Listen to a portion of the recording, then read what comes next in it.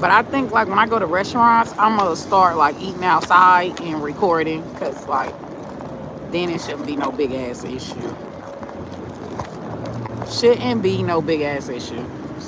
Yes. I look a hot mess, so excuse me. I look like a little boy right now. Excuse me.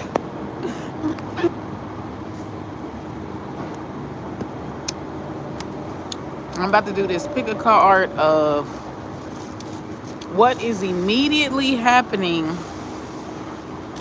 after what is immediately happening after you watch this video. Pick a card, okay?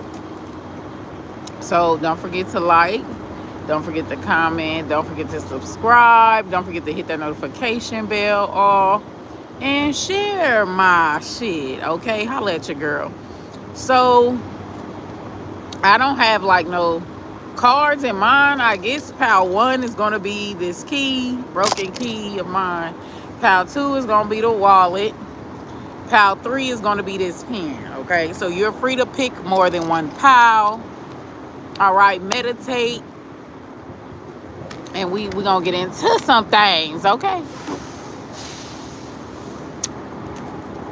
So, pile 1, the keys. All right, we're going to call on, let me do it again. Thumbnail for pile 1. So, we're going to call on Goddess Jezebel and Goddess Lilith to lead this reading. 15, 5, 10, 15. 15 cards total for each pile, okay? Yeah. So we're gonna call on Goddess Jezebel and Goddess Lilith to guide this reading. All right. For all pals, give me the truth, nothing but the truth. Don't forever hold your peace. Ward off any false prophet or shape-shifting energy. Open up my third eye and crown chakra. Okay.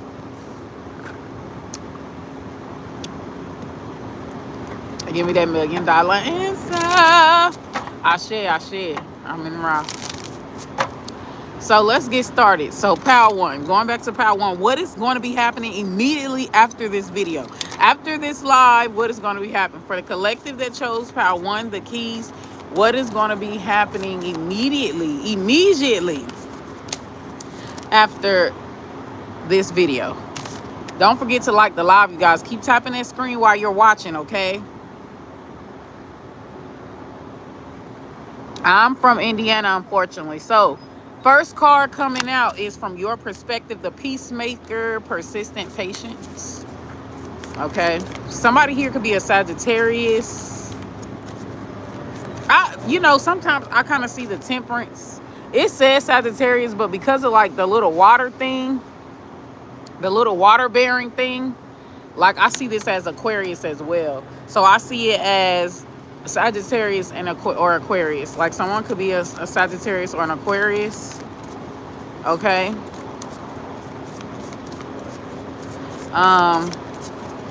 Let's see how this other energy is going to see or view the perspective as the shaman. Trust the path. So somebody could be a Taurus here.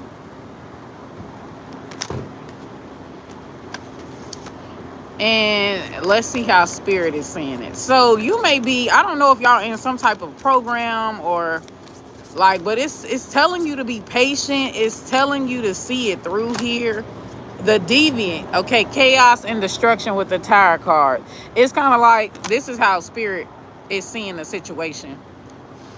There is going to be like this energy at times when situations are very uncomfortable, or like you've hit your trigger. Okay, somebody's done hit your trigger,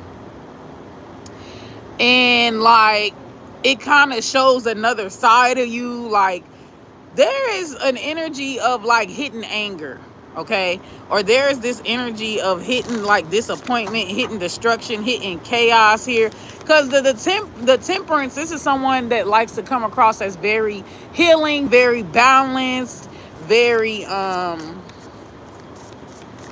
patient. Sometimes that Temperance card can also represent meditation, okay, or need to meditate. But it's like, this is kind of almost like a facade here. This is kind of almost a facade here. I don't know if y'all are in school or something that's like testing you. I'm not gonna lie, because this kind of reminds me of or y'all in a job or in a situation that's like really testing you, like really testing, like trying to bring out this tower energy in you, this chaos and destructive energy in you. Like something is really testing you, and this could be like a structural thing, or this could be like a divine orchestrator. It just seems like at times you may like to avoid the hard talks, or like if you went off on somebody or something triggered you, or like, you know, you just indignantly like anger in some type of way, like it's kind of like you lose your cool in a situation, you typically run when shit get too like, it's not a pretty picture. Like you're a runner when stuff could feel too intense. You're a runner, you run when something ain't like smooth, or something's not happening like really smooth, you run. Okay, so there's going to be a situation, maybe a Taurus could bring this to light, or because like this is like trust the path. Their energy is basically like, this is not the time for you to rebel. This is not the time for you to like it's something about y'all. Typically you're always running, or like you're always like passive aggressive, like, oh no, that didn't bother me, oh no, this kind of give me Cancer energy. Scorpio is here as well. But it's just like there's some type of fieriness in you, and like, or these energies may want to see that. Like these energies may want to see. I ain't gonna lie to y'all, Pal One. This ain't about me, but I swear, Pal One, this is giving anger management class. I had did a reading, or a counseling, or a therapy session, or some type of teacher. Like it could even be like, you could even be in martial arts or boxing, something. But it's like, you know, when you see those Asian movies and a person is a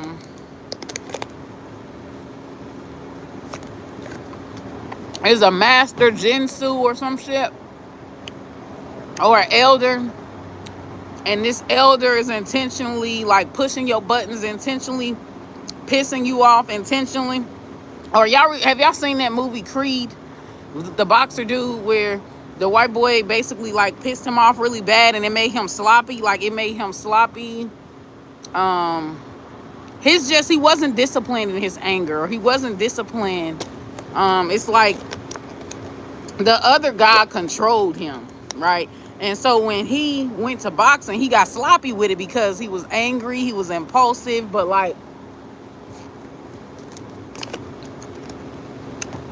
there is somebody that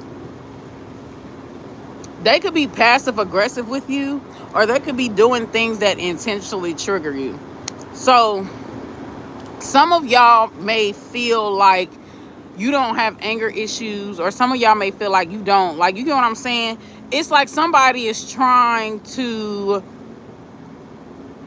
hold a mirror up to you, or get you to see yourself. Maybe you could be in a situation where you feel like it don't apply to you, where you feel like, y'all, I'm telling y'all, this giving the energy of the fucking anger management classes. I did a reading. Maybe I'm going to be the one triggering you, okay? And we got creature of fire, choose freedom, okay?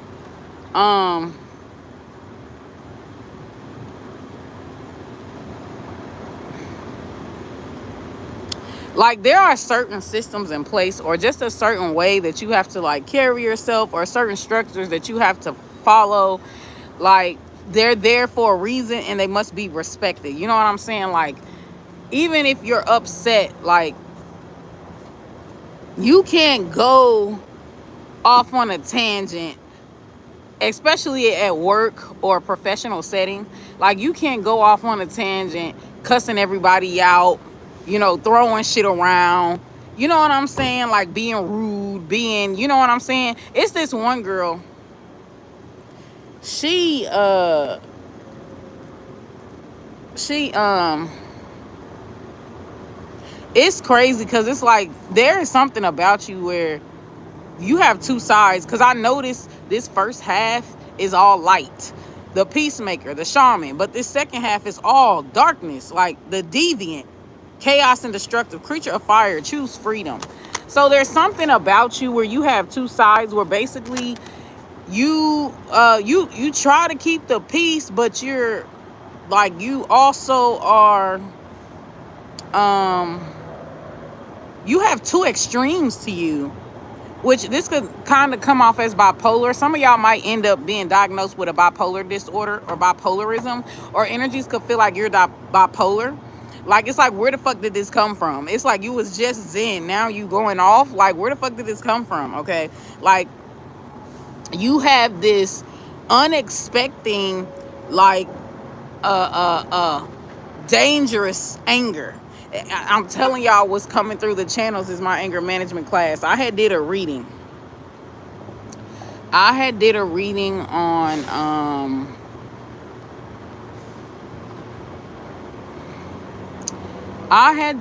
reading on my anger management class before I went, and it was a weird reading because it was like the class is basically a test to see, like, if you could manage your anger. So, like, there will be situations where you basically is put in a hot seat. You get what I'm saying? Like, and it's basically poking at your triggers.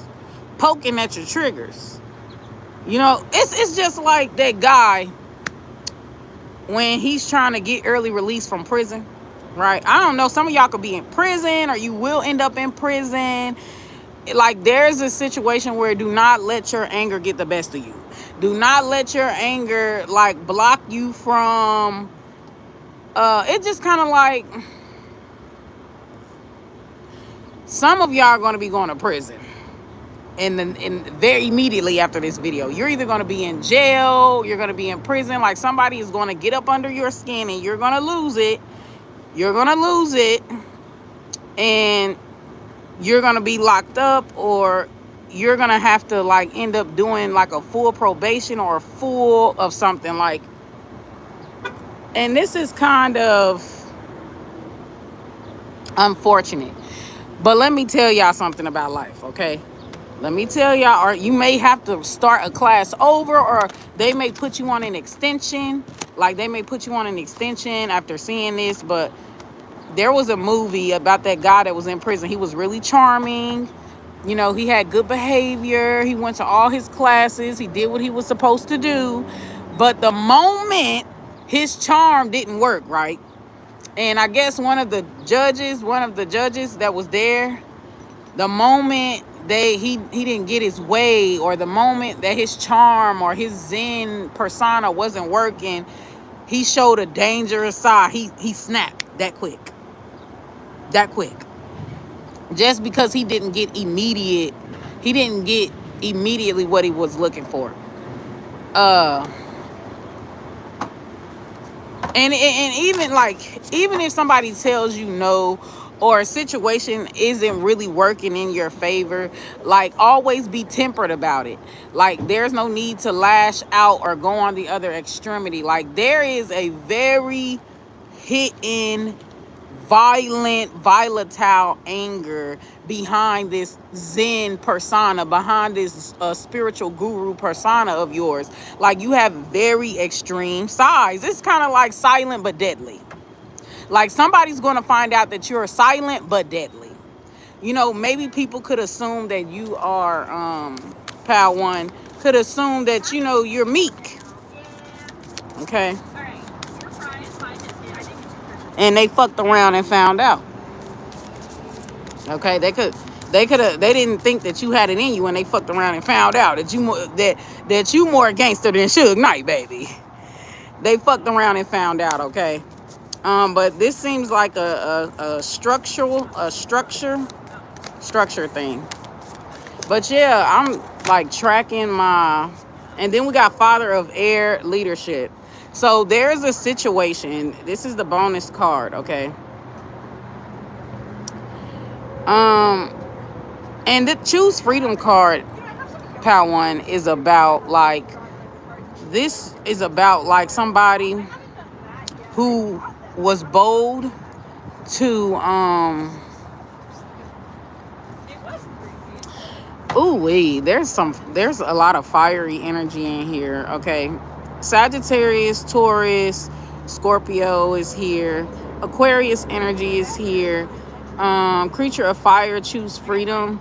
And I think that's the Page of Wands energy. There's a lot of fire energy, fiery energy. Fathers of air, fire and air energy. So there's some, your mouth could be really lethal, or like energies are going to be finding out that you got a really deadly motherfucking mouth. Like, you know, like when people be roasting people, like a lot of people be roasting people that they think that can't like go toe to toe with them.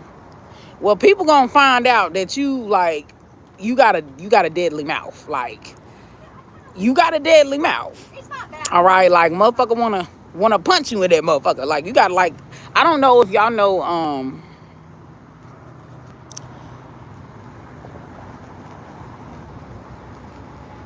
I don't know if y'all know, somebody likes this extreme side of you though. Like somebody likes this bipolar-ish shit about you. Okay?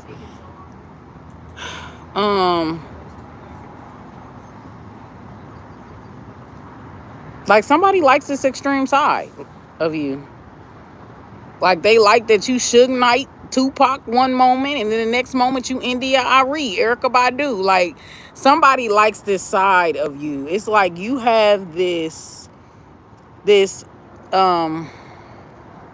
conscious or woke or side, but then you have this Suge Knight, Tupac, thug life like energy on you. Like somebody likes this. Like somebody likes like this. It's kind of like how some girls be like they're bougetto, they're bougie and ghetto at the same time. Like this is kind of your energy. It's like it's a unique like thing about you, and it seems like this person is very amazed. Like they're very amazed.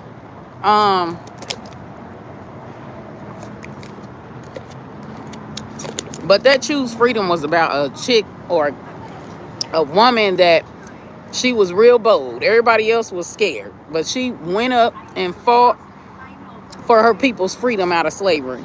On this Creature of Fire, Choose Freedom. Okay, in this picture.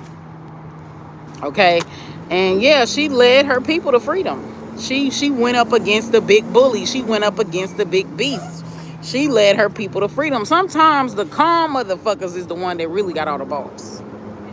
All it takes is for you to like just poke that right spot. Poke that right spot, and you gonna find out that the motherfucking peacemaker, okay, got a side to them that's very mafia, mob boss, like beastly. You get what I'm saying? Like, I'm telling you, it be them quiet ones. It be them quiet ones. I'm telling you.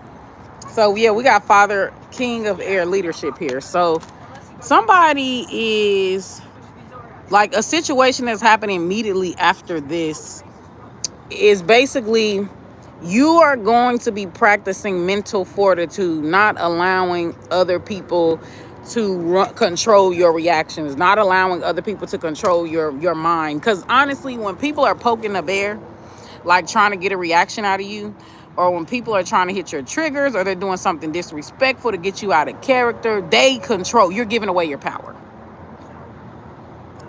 And all it takes is for them to constantly do that, and you're constantly giving away your power. If you're constantly reacting like to the same bullshit, it's just kind of like somebody is trying to, like, something is a test, but somebody is also trying to like get you to see yourself out of something. You get what I'm saying? Get you to explode, get you into some like it's giving hidden enemy energy. But we about to keep going. Like it's trying to get you to like strategize your anger. It's trying to get you to strategize like these two opposing sides of you, these two like extreme polar opposites, but they're both equally you. It's just kind of like, oh, when this person gets mad, I don't know this person. Like there is something about like, don't start no shit, won't be no shit. Like there's something about that with you, pal one. Okay, if you chose the keys. Let's pull up the next and let's see what else is going through. Yeah, it's like you are very much Malcolm X and Martin Luther King. Very two opposing type of leaderships. Very two different leadership styles, but they're both you. It's like you're Martin Luther King and you're Malcolm X. Like, we gonna bang on it. We gonna bang. Like, real talk. It's funny because y'all, when I go to work, I bought this shirt on Temu called, you know, Black Americans are called lazy now because they won't work for free. Slavery is over, and because we won't work for free, now we're lazy. Now all of a sudden we're lazy. Because, like, there's this stereotype at work, and there are lazy Black Americans, don't get me wrong, but that's not all Black Americans. But there is this stereotype at work where people believe that Black Americans are lazy. And they think that this is fact for all of us. Because I be working my butt off at work. So how the fuck do I still get the lazy label? Oh, it's because I'm Black American. Then you got to factor in the personality too. If you're a person that ain't walking around angry all the time, right? Or miserable or bitter, you know, you're free flowing, you're upbeat, you're happy go lucky. Like, people assume that them type of personality types don't work. Like, they assume you're lazy, you don't work because you're happy. Because you're, you know, it's something about y'all where y'all can handle a lot of strife, a lot of tension with grace. But it's like everybody got a breaking point. You know what I'm saying? If you turn that eye up high enough, even the motherfucking the water in the pot is gonna boil much faster. You know what I'm saying? Like, ignite. So, but there is somebody that is definitely like trying to control you through poking the bear. Like, this is something about needing to look at your triggers. Okay? Wow. But I'm telling y'all, this is that reading that I had got about that anger management class of mine. And I had tracked some. I'm going to share it with y'all, okay? Today, I haven't done it, right? But today, I haven't done it. But because I never thought that I was a person that have anger issues, anger issues, right? And I'm getting to researching anger, the emotion of anger, what it means, and all that shit, right? But I'm seeing an angry person, right, or a person with anger issues as someone that is outwardly, like, rawr, you know what I'm saying? Rawr, like a bulldog, you know what I'm saying? Like a dog with rabies, like outwardly expressing and fighting or about to fight or punching walls. Like, that when I think of somebody with anger issues, that's what I think of. But when I was looking like at the definition and what motherfuckers define as anger issue, I noticed passive aggressive was there. So that means you don't have to be Mike Tyson, right, biting off motherfuckers' ears and shit to be considered a person with anger issues. You can be a peacemaker. You could be like this, calm all the time, like never breaking character, and you can have anger issues. Because in the definition, it's counting passive aggressive behavior as anger. You may not be, let's go outside, catch me outside, we about to fight. You might not be doing that, but like, you're doing passive aggressive things, like, which is showing anger. So both sides, you got anger issues. Like, there's two ways to express or showing of anger issues. You get what I'm saying? So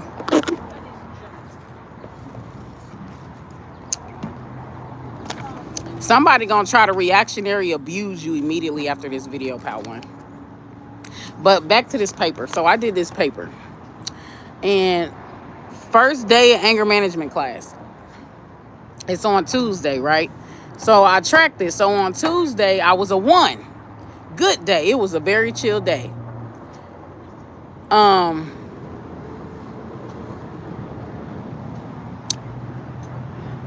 Actually, I didn't do Monday. I did Tuesday, Wednesday, Thursday, Friday, and then Saturday. Which I'm in third shift, so they kind of all go together. So on Tuesday, I was 1. Like 1 is like no anger. 10 is explosion, violence, loss of control, negative consequences, you lose. 10 is like basically some shit that's gonna get you sent to jail. Your anger gonna get you sent to prison for slaughtering a motherfucker, okay? That's 10. Like you completely lost it. Somebody is trying to test your anger, like test the meters with your ass. Like this is a spiritual thing going on, okay? Either through some type of institution. This could be like if you could be in some type of class or some type of structural thing at work. You could be in counseling but it's really testing you. Like somebody has some type of teaching style that's really going to test you, okay? Like they're trying to get you to see. Like there's something that you are not seeing. There's something that you're not seeing, okay? So next is Wednesday. I was a 7 on anger.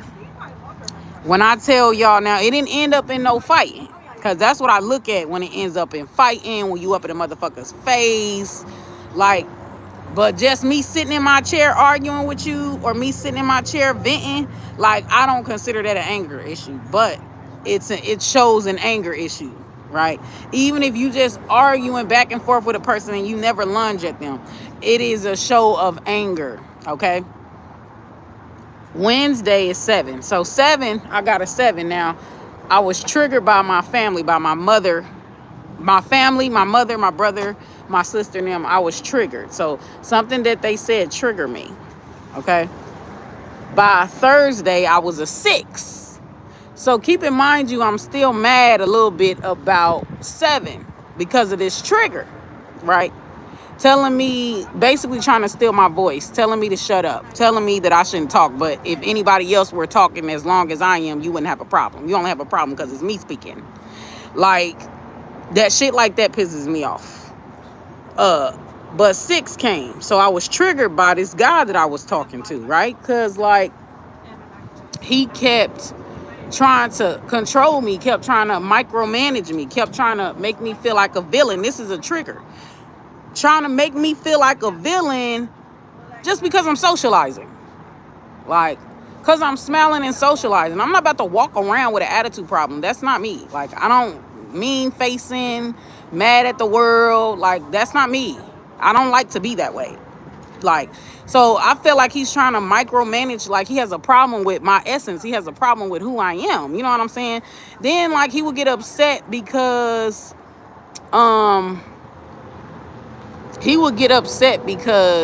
like, guys would compliment me. Like, how is it my fault guys find me pretty? How is it my fault guys find me beautiful? How is it my fault guys like me? I would think if a bunch of guys like me, that's a good sign that I'm a good woman, that I'm a cool woman, right? So how is that a red flag? Like, it's clear as day that the dude has insecurity issues, right? But I'm not responsible for your insecurities. And I get pissed off when people be expecting something out of me, but like, you want me to be a certain way, but you ain't paying my bills. You don't pay my phone bill. You ain't put me in a house. You ain't put me in a car. You ain't put me on. So who the fuck are you? Like, to tell me how I should carry on, like, or who I should talk to or try to, you know what I'm saying? Like, you ain't done shit. We ain't built no close bond. You ain't no close confidant of mine. Nigga, we just talking. Like, who the fuck are you? Like, that whole trying to tell me how to conduct myself, dress, who I can talk to or talk, because I don't really like talking to women. Women are boring to me. I don't give a fuck about your dog. I don't give a fuck that little Mikey can go walk. I like to talk about like shit that makes everybody engaged and like shit that's taboo. You know, a lot of women don't like to talk about shit. They're like, ew, you know what I'm saying? Like, and guys, like, they'll engage. They with the shits. You know what I'm saying? Too many women, they try too hard to be perfect, try too hard to be. So I don't really like being around bitches like that. Like, they're boring to me. I don't give a fuck about your pet dog and the pot that you bought for your kitchen. Like, that shit is boring to me. Like, I like to, like, light shit up. You know what I'm saying? Plus, when I tell jokes, sometimes I can tell jokes that are, like, bordering offensive sometimes. You know, men can take it. Women, oh my gosh, that's so unpolitically correct. Like, bitch, sit down, shut up. Like, you know what I'm saying? Like, annoying. I can't fully be myself with women. And plus, a lot of women, a lot of women are like, you gotta talk like me, act like me, dress like me, be like me for us to be friends. Like, boring. So everybody gotta be monotone. You're a boring bitch. You're boring. Like, and then it's like, oh, well, I don't like her, so you can't like her either. Like, very herd, sheep. You know, the thing that I like about men is, for the most part, men can have total different personalities and still be friends with each other. You get what I'm saying? Like, total different personalities. One nigga could be a career side nigga. Another nigga could decide he wants to be married. Another nigga could decide he want to do something else. One nigga could be conscious and woke. One dude is more reserved, and they're all friends and they're all together. You know, one guy may want marriage. Another guy may want to stay a forever hoe or may want to be a bachelor. Like, they all are still together as one, as friends, being their own opposite personalities and stuff like that. Whereas women expect you to be all the same. And then a lot of girls are hypocrites. That shit is a trigger. That shit is a trigger. I don't like to be around it. Instantly, I get migraines around women.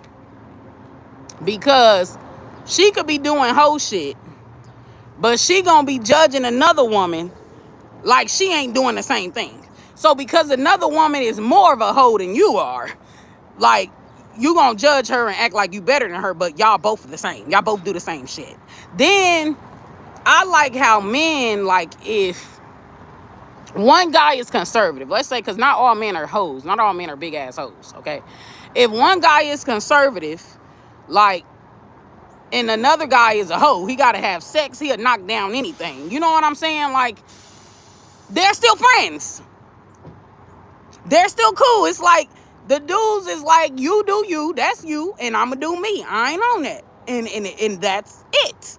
Like, it ain't no, oh, we can't be friends with him because he'll knock down everything in the city. Or, oh, I can't be friends with him because he a side digger and blah, blah, blah. Like, and then the thing that pisses me off with women is, like, a lot of women are rude.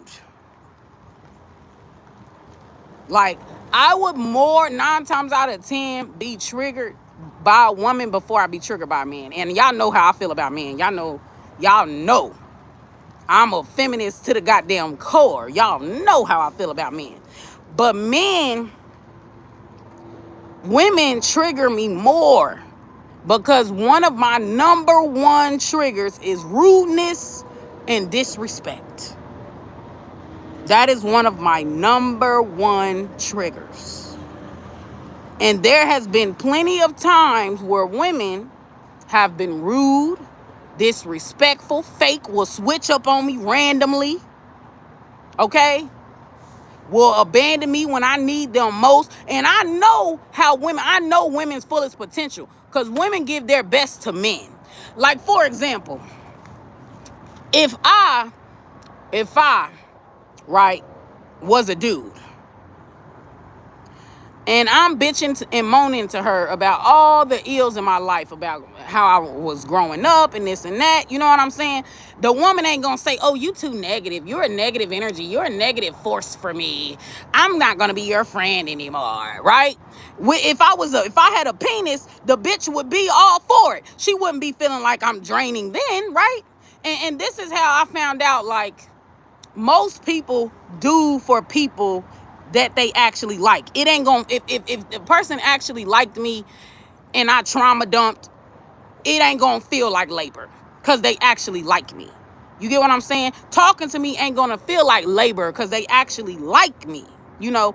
So a lot of bitches to me are frauds because you only have all of these high ass standards because I'm a woman. If I had a dick, your bitch ass would not be judging me as harshly. Your bitch ass would not have all these, oh, I'm too prim, proper and prim for that. Like, you wouldn't be, you would be giving niggas thousands of chances, like letting that nigga run you amok. He could even embarrass your bitch ass. And you will still take that nigga back, but your homegirl has one flaw and y'all not friends no more. Bitches are not real friends. Bitches are fake. That's why I don't like women. I do not like women. They're fake. They're fake bitches. Swear to God. Fake. They're male worshipers. Hypocrites. I don't like them. I don't like them. I'm telling you, I don't like them.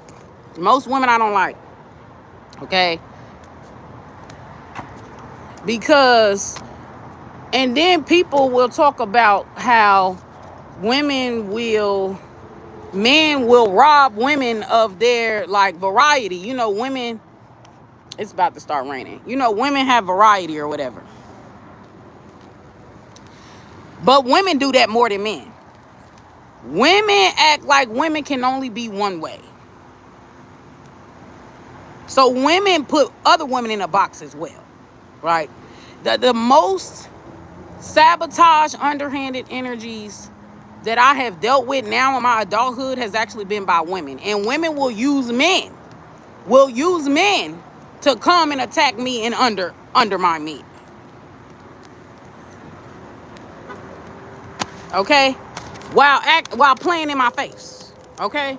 Acting like they're a caretaker, they care, they this and that. Like, bitches, they full of it. That's why a lot of times I don't be feeling sorry for when shit hit the fan for a lot of women, because a lot of women ain't shit. A lot of women are only good to men. They define them being a good woman based off them being good to men. It ain't about how they are to children. It ain't about how they are to other women. Only men matter. Well, I'm a good person. I'm a good woman because she's good to a man. That's why she's saying that. But she uses everybody else. You use other women. You use your children. And if that nigga don't want you, now all of a sudden you don't want your kids. However you feel about the man, that's going to determine how you're going to treat your children. But somehow you're still talking about you're a good woman. You know, as I really critically started to look at women like in the full picture, women ain't no better than men. Sometimes, a lot of times, women are way worser than men. Y'all, it's about to rain. Hold on.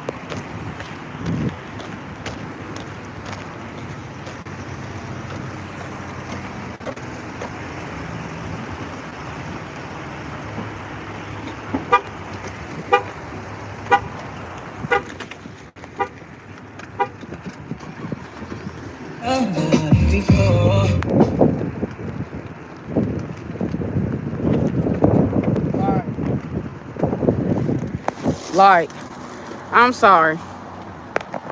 Like, women are way worse than men. Okay? They're way worse. It took me a minute to see it. It took me a minute to see it because, like, most of the time I was looking at how women behave, like, in relationships. Because a lot of times, like, the dude do be the problem in relationships.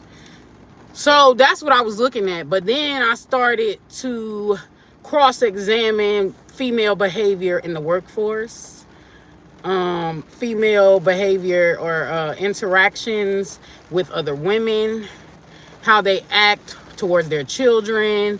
Because, like, having a man is like you basically signing up for a grown-ass child.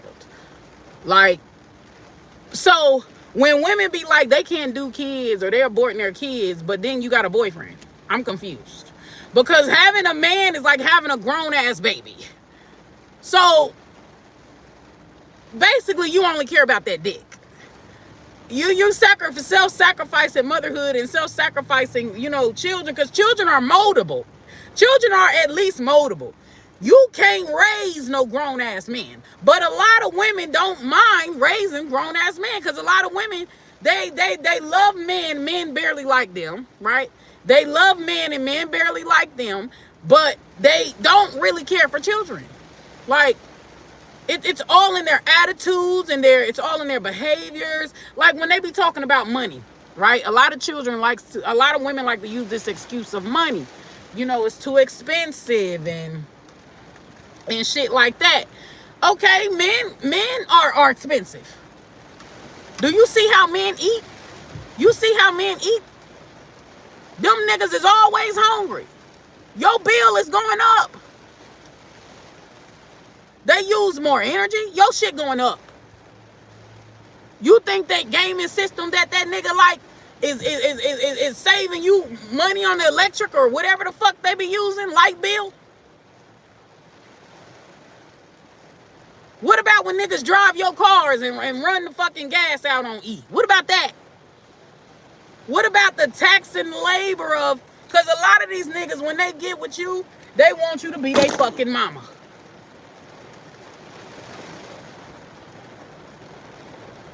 What about all that? And the fact that you doing all this work and that nigga's an adult, so he's set in his ways and you're still doing it. That's because women like men. They only give a fuck about dick. They don't give a fuck about no kids, no woman friends, no, only care about dick. Bitches will literally distance themselves or cut off their woman friends because they're so worried that she gonna fuck her nigga. She to a nigga that she could have known her friend longer than she known a man. Like, women are in love with men and men just have contempt for their asses. To the point to where they're willing to even sabotage or undercut other women just to be up under a man, just to be picked by a man. That's why. And then women will sell themselves bullshit talking about they the prize. You ain't the prize, bitch. He is. If any time a man down talks, just like right now, men are down talking stay-at-home wives, stay-at-home moms. A lot of bitches are now magically saying, oh, I can't do no stay-at-home mom. I gotta work. Why? Because that nigga's down talking them bitches. Y'all whole value system come from fucking men. A nigga could be like, I don't like bitches with degrees. I don't like bitches with... And if enough niggas say they don't like bitches with degrees and they go and they date bitches that ain't got degrees, you bitches gonna stop getting degrees today. How much you wanna bet? Bitches. I don't like women. If I was a tarot reader and I was a male identified tarot reader, right? And I was not woke to the bullshit. And I painted men in a way that feeds women's fantasies, right?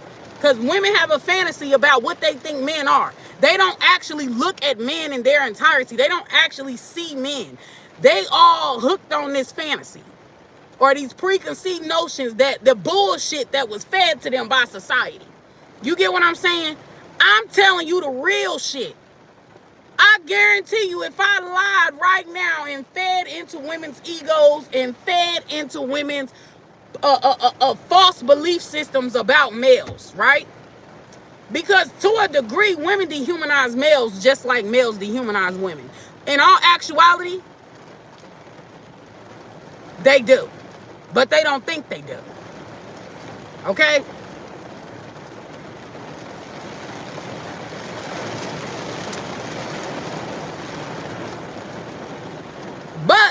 when you do a comparison, women still, even with what I just said, women still humanize males more than males humanize women. Women are more of objects to males. But women don't actually require men to see them as human. When men say they want something out of a woman, women jump through the motherfucking hoops. They jump through those hoops. Bendable to that man's will, to that man's perspective, because he's the actual prize. Dick is the actual prize. This is the behaviors that women are showing me. You are not the prize, men are.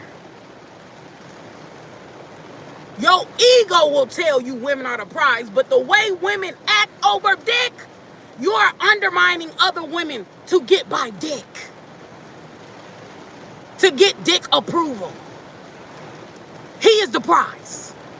And all of your behaviors, your belief system, what you define as classy and sophisticated, for crying out loud, most women are willing to let niggas fuck them for free, all because a nigga shame a bitch for charging. If he had a pussy bitch, he'll be charging too.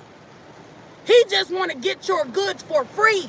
But so many women put men on a pedestal. Male is God. Even these bitches that are sitting up here playing feminists, talking all this anti-male talk, them bitches still see men as God. Women make men their everything. That's why these niggas got the attitudes they got. Every action has a reaction. Men have the attitudes they got because women treat men like they're their everything. Look at how women treat their sons versus treat their daughters. Men are the prize. To most women, the average woman, the man is the prize.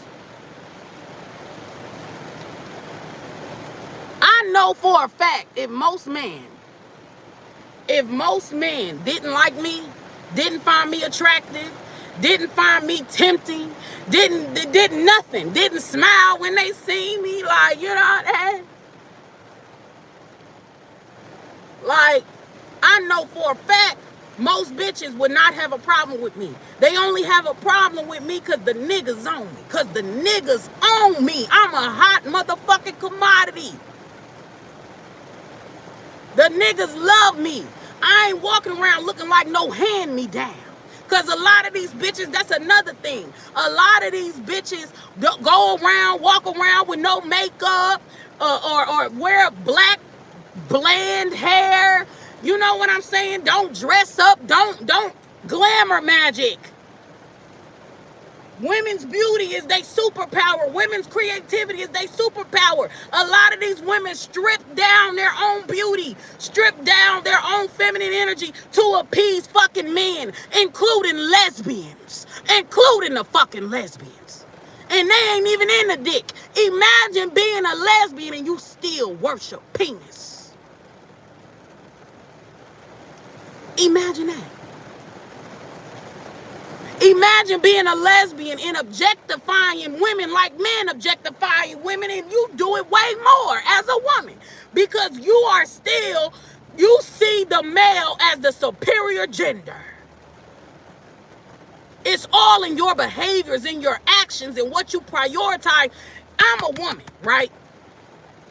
A lot of bitches hate me, right? Because of my mind and how I'm thinking and how I beat to my own drum and how I'm very free. But if I was a man, if I was born with a penis, a lot of these women would be worshiping me right now. My tarot readings, they'll be paying. Bing, bing, bing, bing, bing, bing, bing. I have so many motherfucking so many motherfucking tarot clients from these bitches. If I had a penis saying the exact same thing. But because I'm a woman, it's met with contempt. Everybody love talking about chauvinism. Nobody's more chauvinistic than a bitch. That's why I prefer to be around men. Men are chauvinistic, but not as chauvinistic as women. I'm telling you, they're not as chauvinistic as women. Women, I'm telling you.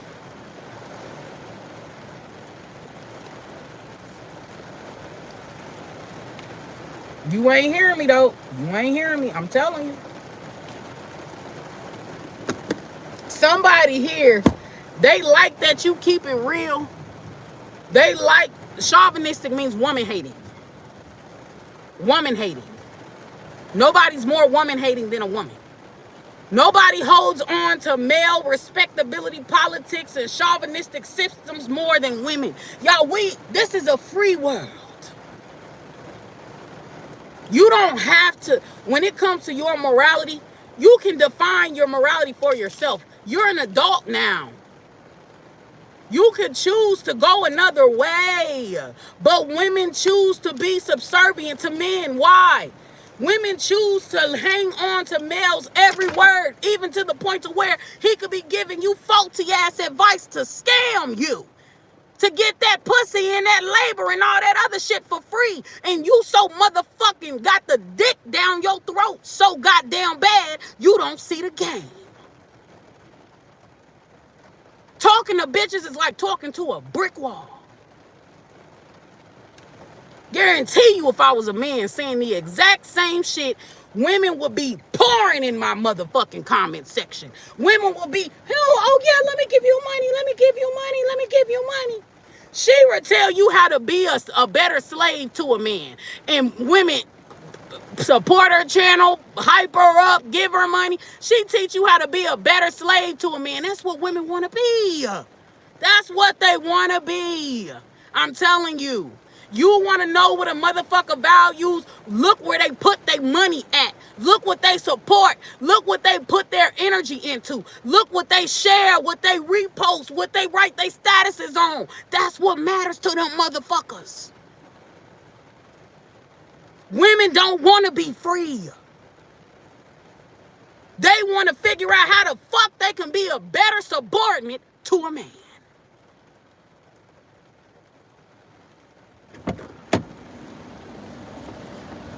That's why I don't fuck with bitches. Because I'm too pro-woman for a bitch. I support the escort that sell her pussy with the same energy as I support the bitch that's a 9-to-5 worker, the bitch that's an entrepreneur, real estate, woman in man fields, the bitch that's a gold digger player. I support all women of all walks of fucking life. Because I'm a womanist for real. Ain't nothing wrong with being a nurturer, a homemaker, a caretaker, staying home and sitting your ass down and letting that man do all the work. Ain't nothing wrong with that either. I don't see, even when men embrace their feminine energy, I don't see that as bad. When men go out of their way, I don't see the feminine energy as bad. So a man having a little feminine energy don't bother me. A man being a nurturer don't bother me. A man being in touch, being a healer don't bother me. I don't see him as less than, I may talk about niggas being down low and gay, but I don't see dudes as less than who are in touch with their feminine side. I actually see men as less than when they have no estrogen, low to no estrogen, and they're all testosterone and they're all masculine. I actually look down on men who don't have a balance. But for the average woman, it's the opposite. A nigga can't even wear bright colored clothes, and bitches is ragging on him. They hate the feminine. Women hate the fucking feminine energy. I'm telling you. More than the man. I'm telling you.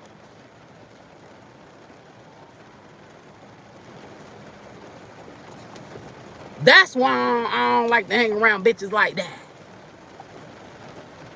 They hate the feminine woman more than the man.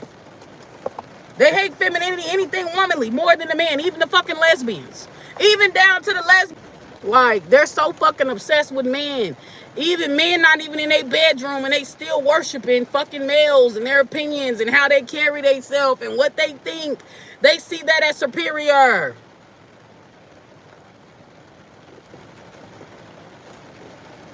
They ditching their homegirls, abandoning their homegirls for dick.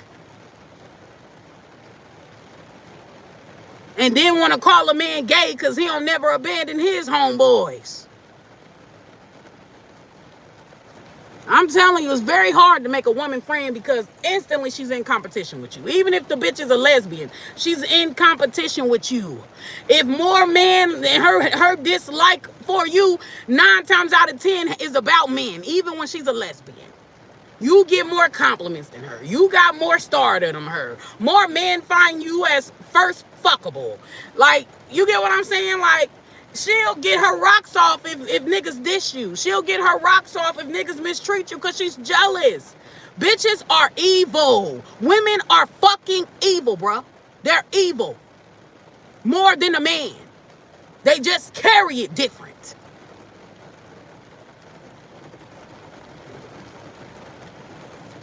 That's why a lot of times I don't be feeling sorry when people be when people be talking about femicide and shit like that. You don't know what that girl does. She might have treated that man good, but what if she was tormenting her kids, neglecting her kids, mean to her kids, ain't shit to her homegirls, abandoning her homegirls only to use them like how men use women. Women use women like how men use women.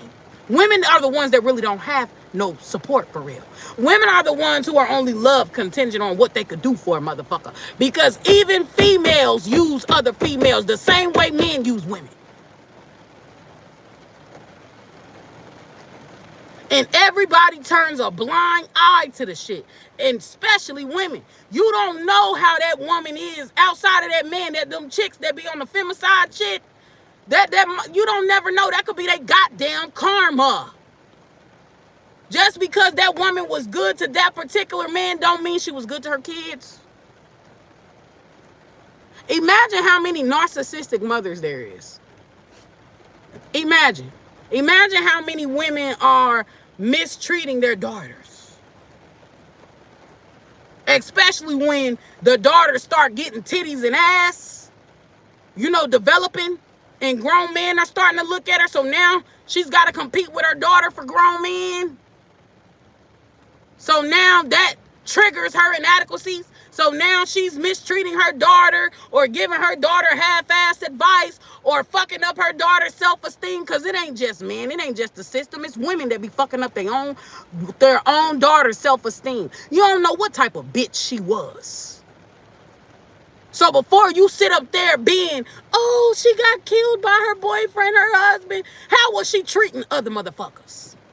I know a bitch right now as we speak. She does everything for a nigga. Everything for a nigga. She don't even ask him for money, for nothing. Nothing. She don't ask him for shit.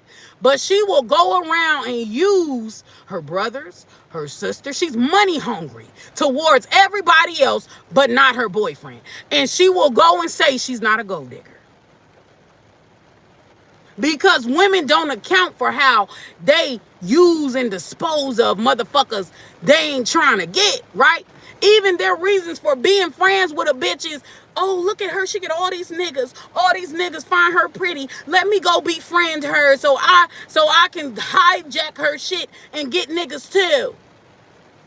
Or let me go befriend her so I can get her man. I can steal her man. Still, bitches are shiesty than a motherfucker. Think about a woman who will betray the kids that came out. These women are killing babies that's growing in they goddamn womb to keep up with dick. They are killing their own seed to keep up with dick. But you want to sit here and tell me the woman is the prize? Where? They don't act like it. These women are literally assessing the value of their own children based off of the man. Did he want them? Did he not want them? Is he going to be there? Is he going to leave? Like, what the fuck does that man got to do with the bond between you and the child that you fostering in your goddamn body, bitch? Nothing. Women are so far lost, so far gone, baby.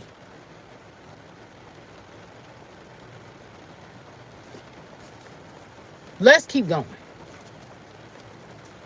I wasn't expecting for Power One to be this, like,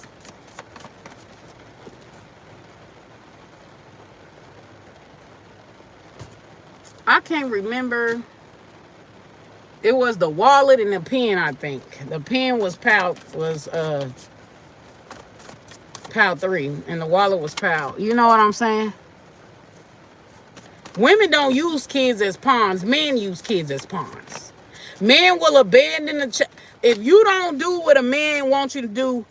If you don't do what a man wants you to do, he's gonna punish you using the kids. Okay? Either he gonna try to take the kids away from you, right? And then try to paint you as a deadbeat mother because he's bitter because you didn't get with his program. Because the issue with that is y'all treat these niggas as the prize from the get-go. You always on his motherfucking program. So when you finally decide to stand up for yourself and say, I matter, it's too fucking late. He's spoiled. He's spoiled. He always gets his way. Now you want to change up what you don't need permission to change. You have every right to change. But I'm saying, like, these men are the way they are because women center make men their whole fucking world.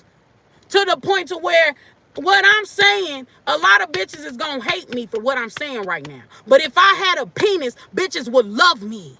I would be the greatest thing walking. Bitches would support my business, would donate to me, no problem. But because I have a vagina, they hate me. Because I'm not feeding into the fantasies, into their lies, the little lies they tell themselves in their goddamn heads, they ain't gonna support me. When I tell y'all I'm 100% tuned out of the matrix, I am 100% out of the motherfucking matrix. Women don't want to be free. They gonna pay me to tell them how the fuck they can stay with a nigga that sees them as a second-class citizen. That's what they'll pay me for. To feed into their delusions of love and fairy tales and to feed in the lies about men instead of accepting the reality of men. Because you want men to accept your reality as a woman, right? But you can't do it when the shoe is on the other foot.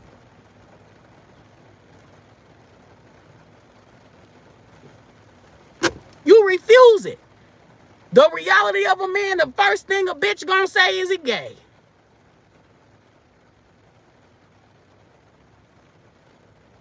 You don't think men like to look good too? You don't think, oh no, I need my nigga ugly that he don't put nothing in. He got bad hygiene. That's the way he gonna show me he masculine. While you sitting up here smelling good, looking good, nice, you don't think a man want to look his best? You so fucking thirsty for a nigga to be ugly and look dirty and down bad so that you can shine bright, that if a nigga even dare invest in his appearance, you want to call him gay. You're that threatened.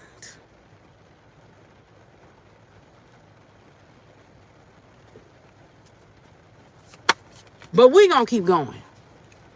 We gonna keep going. PAL 1. I got one more deck after this. So let's see what's going on for PAL 1. What's happening immediately after this video. Okay, somebody has been running away. Look, somebody runs away. They run away. Somebody is running away from their shadow or they're running away from their light. They're running. And when this other side shows, they're ready to run. They don't want to sit in the shit. They don't want to sit in the after effects of this other side of them. Somebody has not embraced their whole self. We got boundary violators. Constantly interrupts, overshares, or blurs personal and professional lines, making others uncomfortable. Like, this is a test. Somebody is constantly violating your boundaries to get a reaction out of you. and then scurrying like rats.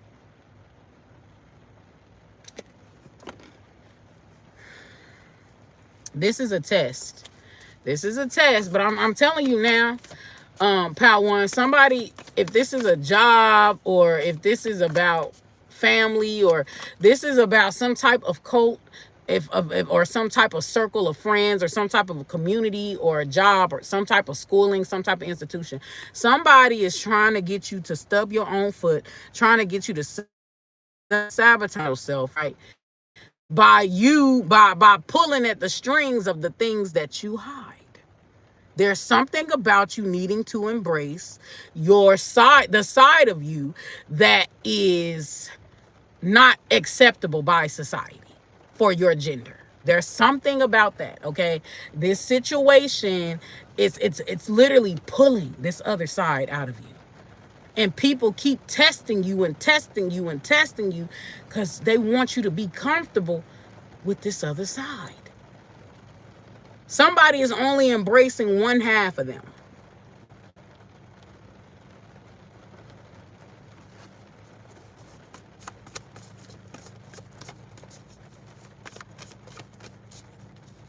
Yeah, sometimes women do. Sometimes, because my sister does this.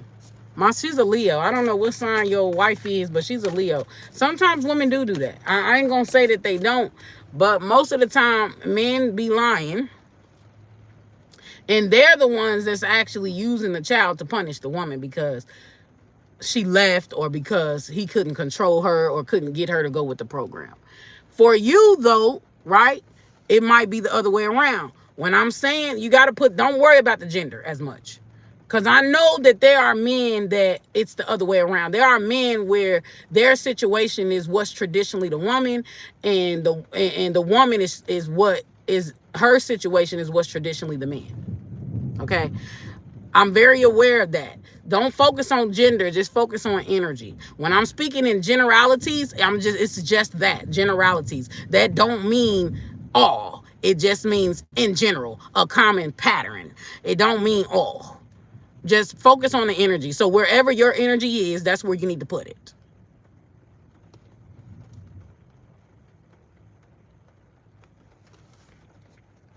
We got helicopter coming through. Helicopter. So your energy is boundary violator. Their energy is helicopter. Tries to protect someone but ends up hurting them either directly or indirectly. Overprotective helicopter. So we got boundary violator and we got hell. I'm telling y'all, somebody going to jail. Somebody going to jail, somebody getting in trouble, somebody's going to get written up at work. I'm telling y'all, somebody is basically, through your triggers, is trying to lay out, look, somebody trying to do reactionary abuse on you, okay? Somebody is trying to get you to criminalize yourself. Look at the double agent. Y'all, there was this girl at my job, and I felt the energy like she invited me to move in. I'm telling you, nobody randomly just switches up overnight like that. This person's a double agent. I know she is. So at my job, I have like this team lead.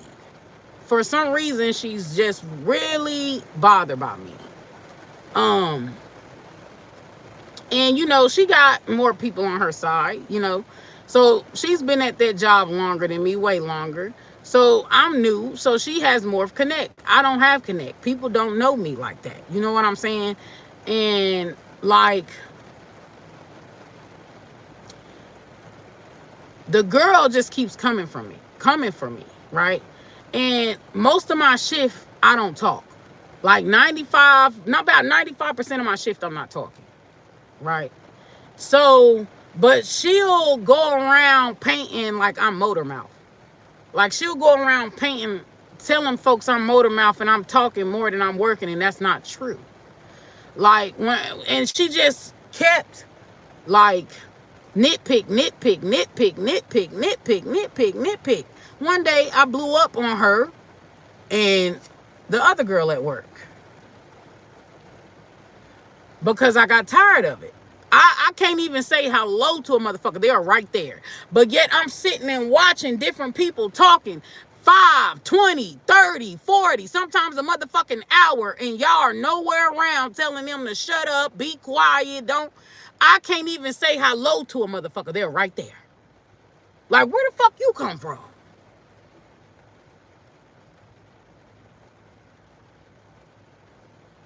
Shit, I could be talking about work. It's still a problem.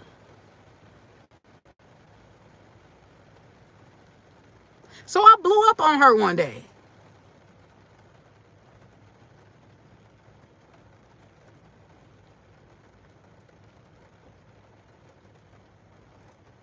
So I blew up on her one day. Wow. I'm sorry to hear that, Devin. What's up? On both of them.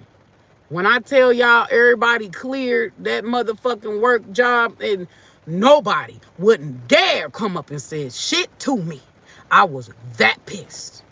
And it's crazy because, like, when I get angry, everybody scurries.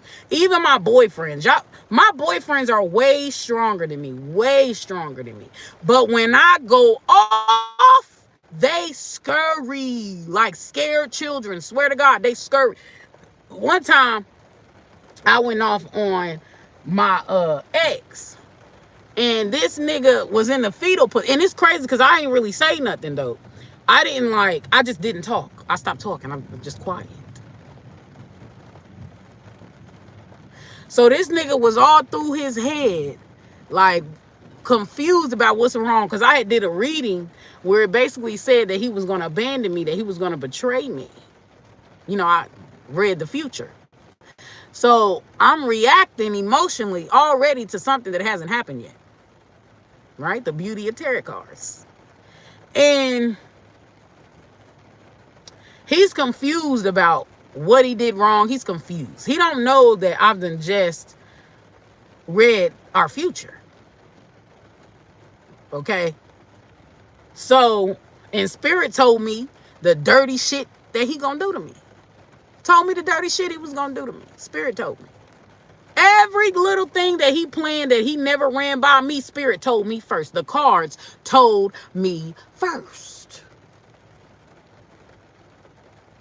And then a couple days later, he comes out with the very same shit that the cards told me a couple of days ago. So I already knew, because Spirit divulged your secret, nigga. Just like my mother planning, trying to parental alienate me. The cards brought that to light for me before I actually found out in the real time. The cards told me about what was going on in secret. About how my mother's planning to take my motherfucking child and turn my child against me. The cards told me about that shit long before it happened. The cards told me that my mother was telling King that I was going to take. Yes, the cards even tells you conversations people have when you're not in the room. I do readings on myself more than anybody, 24/7. So I know before that shit comes to light, because I did a reading on it.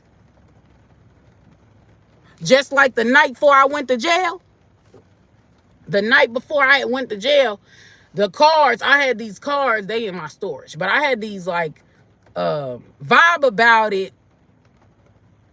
What's the T cards? Like they was like small, tiny deck, about like 50 cards, I think, 45 cards, or 55 cards, or 80, maybe it was 80. And like the deck was telling me about somebody that just lose it, that was going off, that was angry, that was a maniac. I'm like, damn, I wonder who is this. But a little voice in me told me, bitch, that's you. That's you is talking about. So 2 days later, after I do that reading, right, with my vibe about it, what's the T deck? Volume 1, I think, 80 cards. 2 days later, after I did that reading, I was like, damn, my reading was talking about me. I thought it was talking about my sister. It was talking about me. And I ends up getting to jail, almost lost my job, because, you know, me and my sister fought. Ends up going to jail, almost lost my job. And then, you know, had to deal with which was really a family dispute. Should have been a family case, should have been resolved. But they took me to court for a year and was hell-bent on giving me a criminal record. And my sister ain't go to the hospital, didn't suffer no serious damages. She was fighting me too. My brother was in the background talking about beat her ass, beat her ass, beat her ass. Like it was a mano y mano fight. She wasn't no victim getting her ass beat on. Like, so she was the aggressor. She was the aggressor. Because I tried to de-escalate the shit 3 times and she just kept going. Now, really, I should have removed myself from the situation, but I'm getting my son ready for school because this is where I live. So,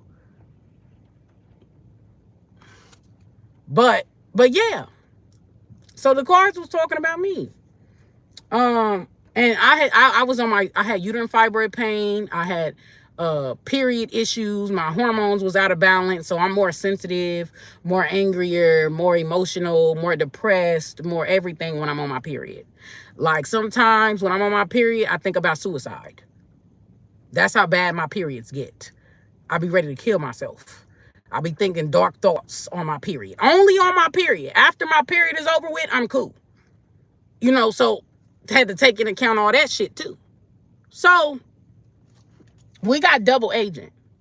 So I'm saying this to say that there is somebody they're not even playing both sides. This person is going to be playing like they're an advocate, like they're in your corner, like they're on your side, but really they're trying to get intel or insider information to leak to your op.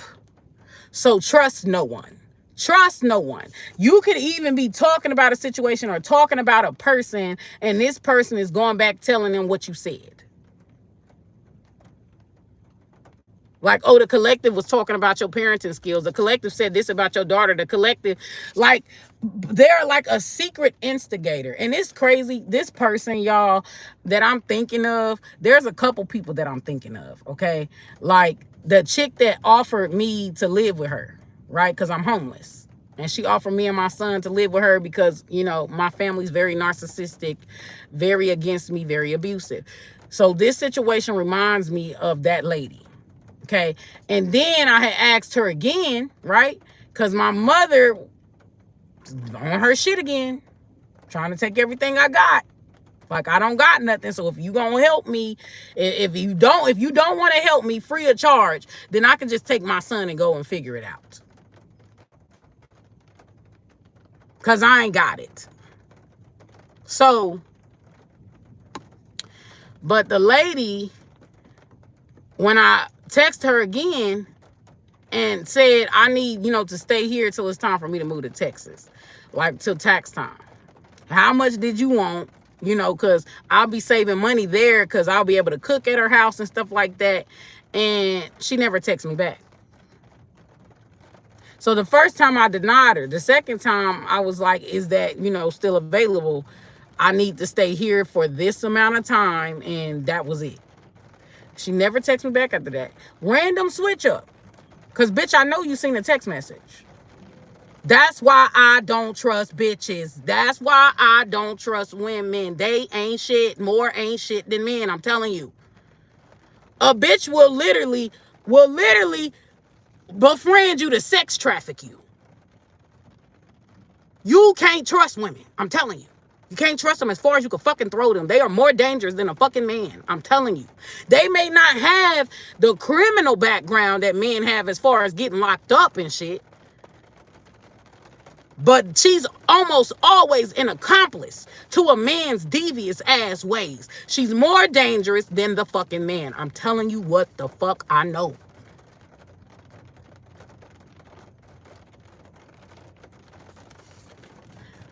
Pretends to work for one while working for another. Two-faced, untrustworthy, hidden motives. I'm telling y'all, there's a double-headed snake. Somebody that you think is in your corner and really is working against you. I really want to know why that is. I know, like, this is my auntie Sheila. Y'all, I know who the fuck this is. My brother, my mother, my auntie Sheila, my Buddha,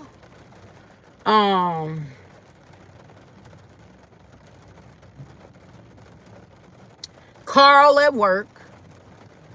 I forgot her name, but she got me this astrology card thing for my birthday that I'm about to throw away and burn. The chick that got me all those crystals that I'm about to throw away and burn. Like, cause no, baby, no. I don't do that switching up shit. That means you are always an ops. You are always against me. Don't nobody just up and randomly switch up. Like, I already know if this is I didn't pick this pal, but if this was the pal that I picked, I already know who the fuck this is. Somebody, if you have a channel, there is somebody who is like literally a monitoring spirit or like watching you, and they know your channel and shit, and they're like inconspicuous, and this person is going to be the one that's reporting you. The person that you think is in your corner, is supporting what you do, maybe even sending you money, right? Like, that, it's them.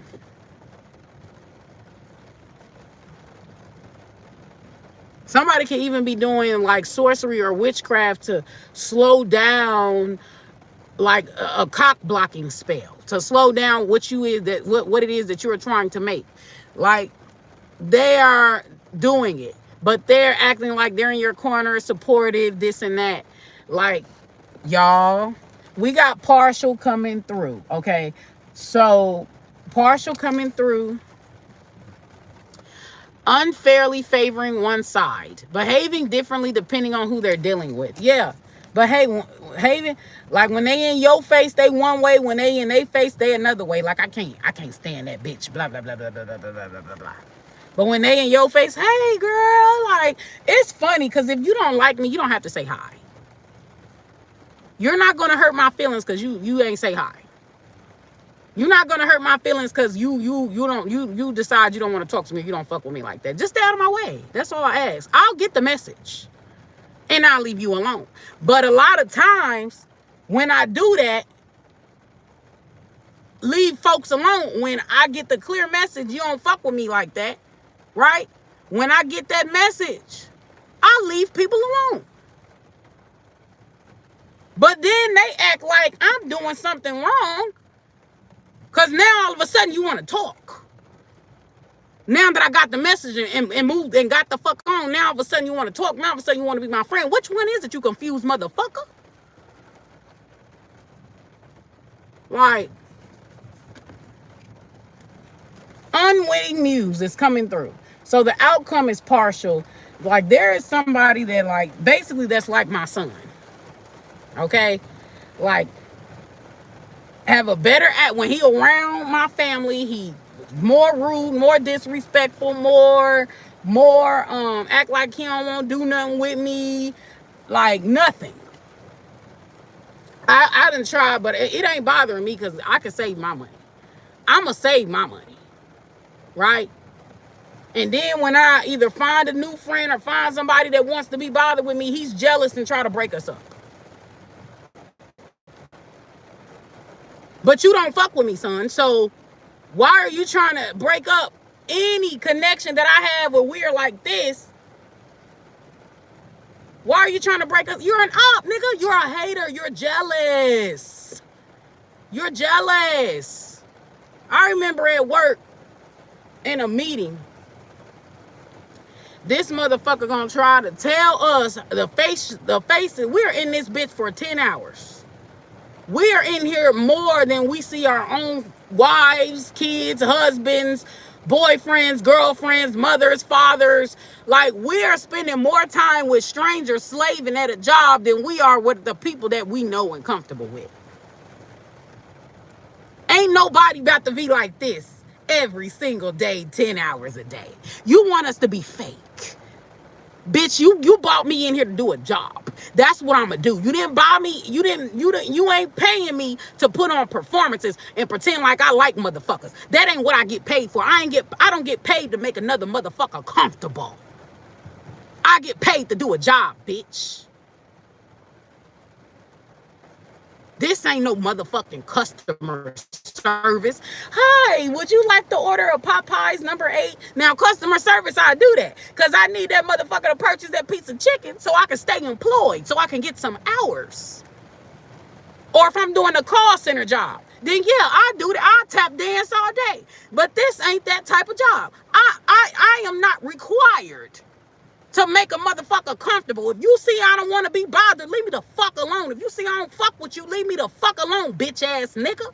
Who are you to tell me how I should conduct myself? If you don't like it, you ain't got to be around me. Stop looking. I'm here to do a job, goddammit. If you be worried about more doing your work instead of worrying about what somebody's facial expressions looking like or attitude looking like, you wouldn't have even noticed. Get to work. We ain't come here to be friends.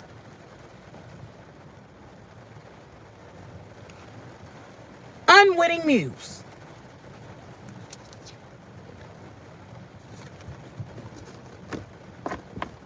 Somebody is like hurt that you don't want to be bothered with them. Somebody is hurt. Like they feeling some type of way that you don't want to be bothered with them. They're a monitoring spirit. They literally watching everything that you do. Okay? So we got unwitting muse as the bonus card. Inspires or impacts others without trying. Often drawing admiration, envy, or attention without seeking it. Like people trying to make you responsible for their traumas, their triggers, you could be dealing with a lot of projection. Okay, people projecting onto you a lot. You get what I'm saying? But they're trying to make you carry their baggage. Okay? They're trying to make you carry their baggage. There's something about you that's very powerful, that's very imminent.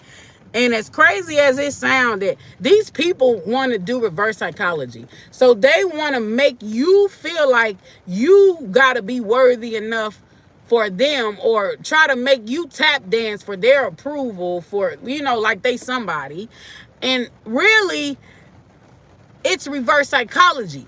They want to have a seat at your table. They want you to be approved of them. They want you to like them. They want you to give them the yes, to give them the okay, to give it, and look, the validation. And I'm not doing that. Validate yourself. Because look, I was just thinking the other day, like today actually, and I was going to write this down in my journal. I haven't journaled, but I'm going to journal about it maybe when I get back to my mother's house. In all honesty, I don't like most people. If I'm to be honest with myself, without making no excuses, without like just cut and dry, I don't like most humans. That's why my interaction with them feels so draining. I feel like a lot of human beings are beyond help. Most of them are beyond help. Okay? And I think that's why I don't like them, because they're ungrateful. No matter what you do, right? It's never good enough. So it turns into this energy of me feeling drained, me giving more than what I'm receiving. Like, that's what it turns into. And I'm tired of that shit. Because what makes you more important than me, that you feel like that you don't have to show and prove yourself like I have to show and prove myself? Why do you deserve any type of courtesy when you're not giving me courtesy? Why do you deserve any type of help and assistance when you're not giving me help and assistance? Or you feel like, you get what I'm saying? Like you feel like motherfuckers be tripping about doing the bare minimum for me. Okay? Like their egos are bruised to buy me a drink. It's only like 1 or 2 people that have bought me something and was cool about it. Didn't think nothing of it. Okay?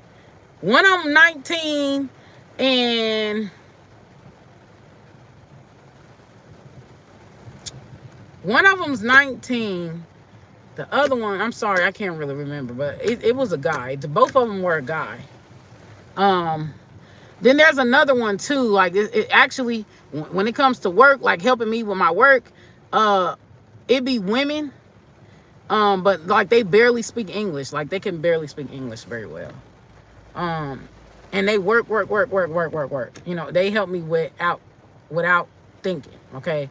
The guys be a little bit more like it bruises their ego to help me. It bruises their ego to help me reach my score, and this is kind of why I'm like not talking to nobody at work. Like, don't talk to me. If you ain't coming over here to help me boost my numbers, if you ain't coming over here to help make my workload easier, I don't want to talk to you. Stay out of my area. Stay out of my face. Okay?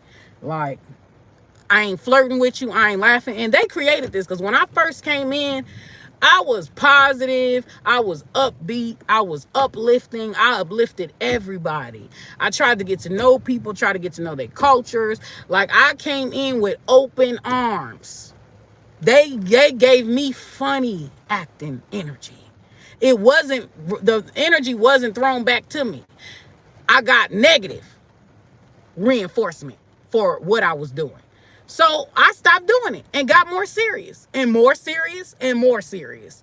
Like, rude to me for no reason. You mad at me for what? Because guys find me beautiful? Because guys give me attention? Because guys like, because a lot of guys like me. Like, one of the dudes that I cut off yesterday, right?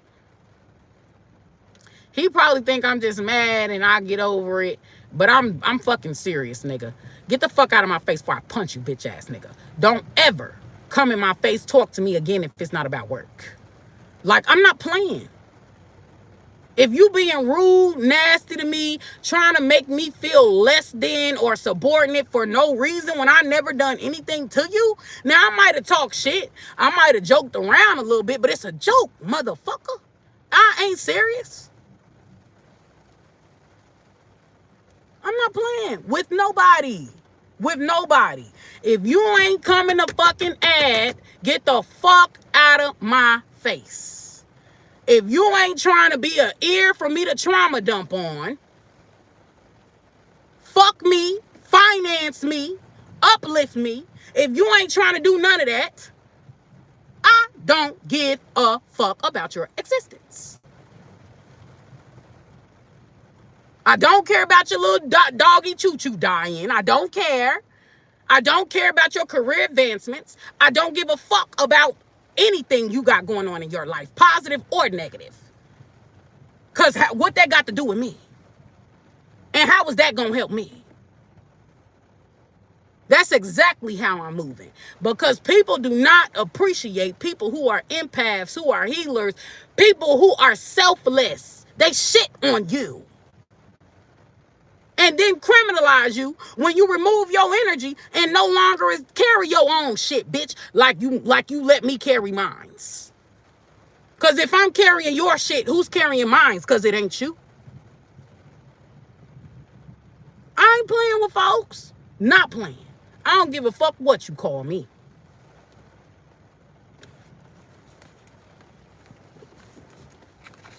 It's a message in there for y'all because that's channeling. That's channeling.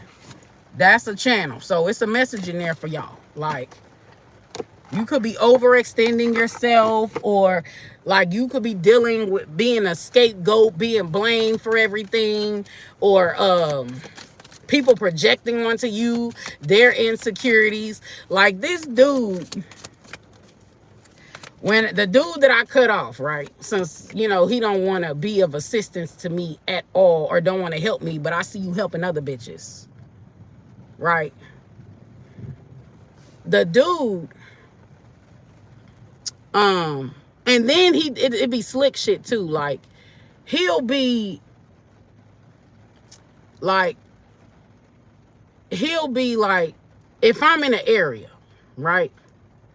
He will avoid that area. He might come and talk and play like a little bit. And I don't even know why, because what I do to you?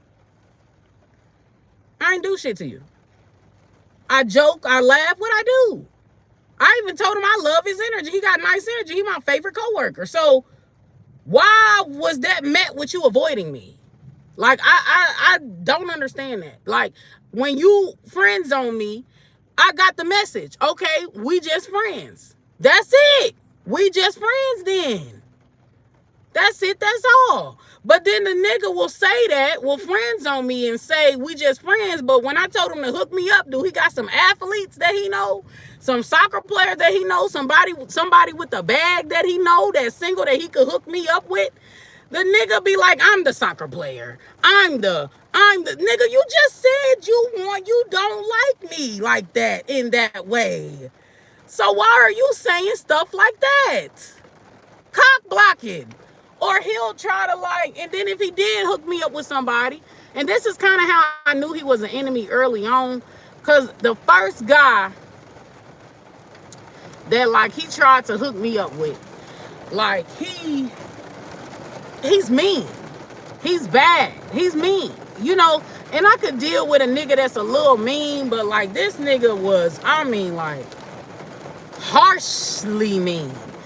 Then he wanted me to come up and talk to him, but you have an attitude problem. I don't want to be around that. You're mad at me even breathing. Like, bro, what? You're not making me feel comfortable to feel like I can come up and talk to you like I talk to Saheed. You're not making me comfortable. You know, and then when I do try, you'll blow me off and say some shit like I'm trying to work. So I just stayed away. Same way with this other nigga. This other nigga got upset because I couldn't afford this car he was selling. He said he needs straight cash, $13,000. I don't have $13,000. You know, I end up buying this car. I end up, what you mean by that? It's a male catfishing another male. One pal is way too motherfucking long.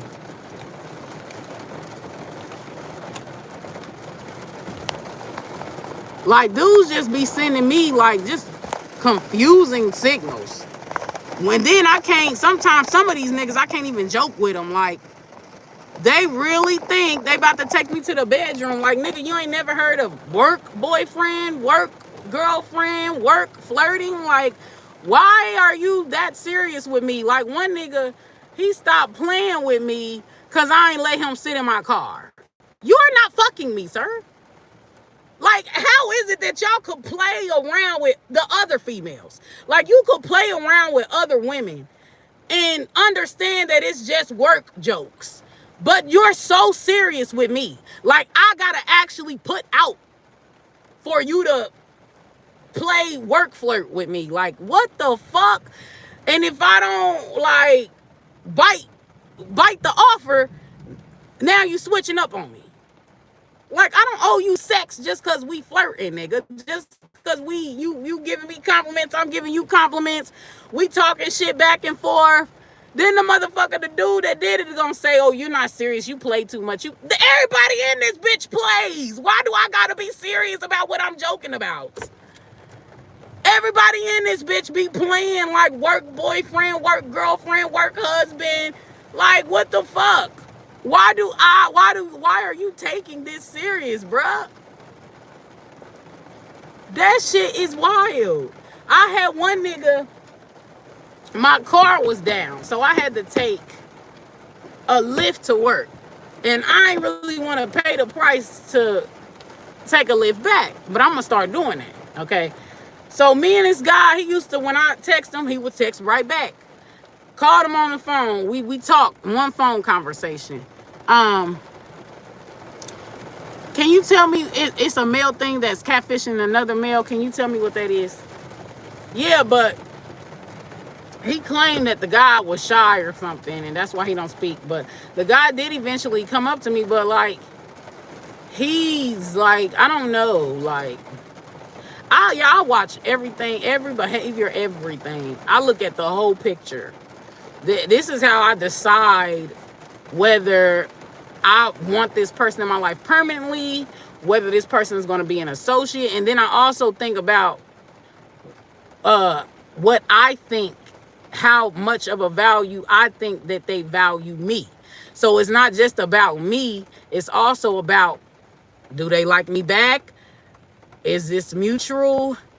Are we gonna be hangout buddies? Like, I'm thinking about all of that. Like, do they genuinely like me? Because I kind of get tired of like having friends that always throw slick shade, always being shady. Like the girl that like I used to live with, she was shady. Like she would hook me up like as a joke. I could tell like you being funny, bitch. Like she used to hook me up with dudes that didn't have no job, no money, no. And I'm always talking about a bank, a nigga. What you doing for me? So why then would you try to hook me up with the brokest nigga out your friend group? Then the dude won't have no conversation skills. Like just I can't even if I did some whole shit, I'm not gonna be able to do it if you can't even hold a conversation. Like you making it awkward. I'm asking questions, you giving me short-sighted answers. You're not funny. You're not like I need you to conjure up something because you know I'm a mentalist person. I need you to like get me laughing, be whimsical, be creative, be smart, be intelligent, be satirical. I need you to have that versatility, you know? Like that's gonna keep my interest. That's gonna make me fuck. That's gonna make me like keep you around. Like you gotta have the conversation talent to be able to socialize. You gotta have that's a skill set. You gotta be able to have that skill. That like I don't give a fuck how much money you make. If you ain't got that skill, we ain't going nowhere. We're not going nowhere. Like, if you can't keep me on my toes without all the toxic shit, we ain't going nowhere. So,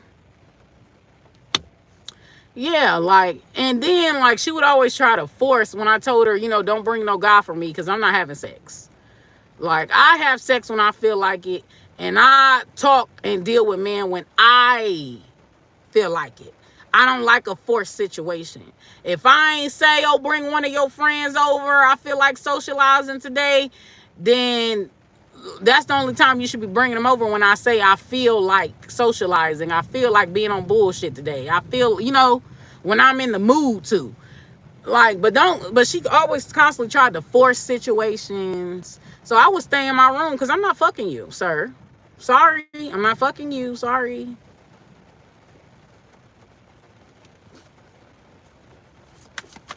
Because that's what they be looking for. Like, they be looking for this expectation of, like, sex. Bruh, you don't know me from a can of paint. What if I got HIV/AIDS? Then what? Like, you don't know me from a can of paint. Like, guys are disgusting.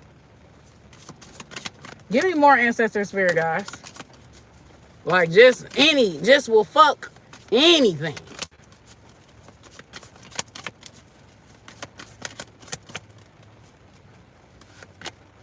It says choose yourself.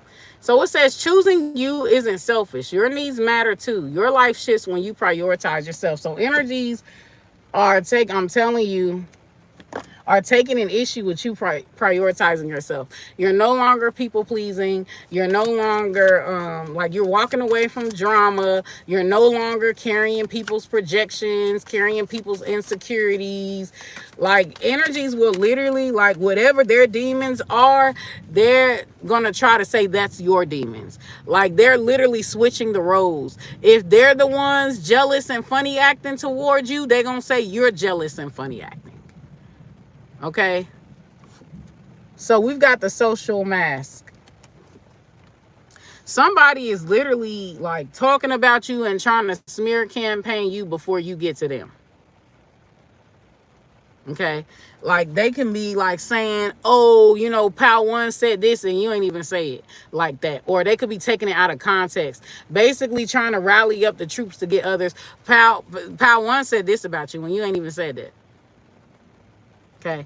Or if you have like a certain belief system or something that they know will ruffle somebody else's feathers, they're going back telling this person about it. Like basically trying to indirectly, like they could be cordial in your face, but they're trying to indirectly basically set up the troops where it's them versus you. Okay. So someone hides motives behind politeness. Okay, masks slip under pressures. Truth reveals through expression. Okay. Yeah, that dude, like I had seen it in his behaviors before he verbally talked it out. But when he verbally talked it out, like that was confirmation. That was confirmation for me. Like I don't know why I be needing to hear the verbal. Cause I know what it is indirectly. Right? Because like I said, I watch people's body language. I look at the whole picture. I don't just look at one or two things. Like I look at the whole picture. So, like this one girl, I knew me and her was gonna beef. We was getting along during this time, but I knew me and her was gonna beef in the future. I knew it. Knew it. Just how her like personality type is. Like she comes across as somebody that's very dogmatic, somebody that's not open minded, not open to a different perspective, not open to a different possibility. People who are very dogmatic do not like me. I'm more free spirited, more, you get what I'm saying? Like people that are very dogmatic will try to tell me how to live, will try to tell me how to be, will try to tell me. And if I don't fall in line with that, they'll come against me. You know what I'm saying? They're very dogmatic. Like my sister, she's very dogmatic. She kind of gives me the energy of my sister. Okay. So I knew me and her wasn't gonna get along. Well, I knew she was gonna turn on me eventually, just based off of her personality type. But I enjoyed it while it lasted. You know, we chopped it up. We had some interesting like conversations. And two, I know when me and a person is not going to get along is if they have something against me doing tarot cards. Because, you know, I carry tarot cards everywhere with me. Anywhere I go. Restaurant, grocery store, work, breaks, everywhere. Like my tarot cards is my best friend. So when a person is very pessimistic about me doing tarot cards, like I don't even mind if you like see it as a fun thing. Like I don't, if you're, oh, wow, cool. Like, at least you excited about it. Like, you may not see it as something as spiritually sacred as I see it, right? Because I see tarot cards as spiritually sacred. I see tarot cards as, like, I'm serious. This ain't no fucking joke. Okay? But I would still be happier with a person who don't take tarot cards that serious, but they're enthusiastic about the tarot cards. Like they want me to do a reading. Like they're excited about it. You know, not, you know, that's another foresight how I know me and a person ain't gonna get along. They're gonna either switch up on me, we're not gonna be friends, they're gonna be a op, like a strong op is how they feel about my tarot cards. Or if somebody say some shit like, oh, I'm concerned, you always have those tarot cards everywhere. Bitch, I'm concerned you always have your phone everywhere. Do you gotta be on your phone 24/7? All these people around, you can't socialize with these people. Why are you glued to your phone? Why is your lifeline on your phone? Bitch, I'm more concerned about that than me and tarot cards. The fuck? I can put my tarot cards down. Can you put your phone down? Doubt it. Like, but I'm a spiritualist. So if somebody is like, oh, I'm concerned you're so into the spirit world. Like, you know so much about spiritual things. You know so much about emotional, psychological, and sociological. Like, you know so much. I'm concerned. You're into this heavy. Like, we ain't gonna get along. All right, so let me see.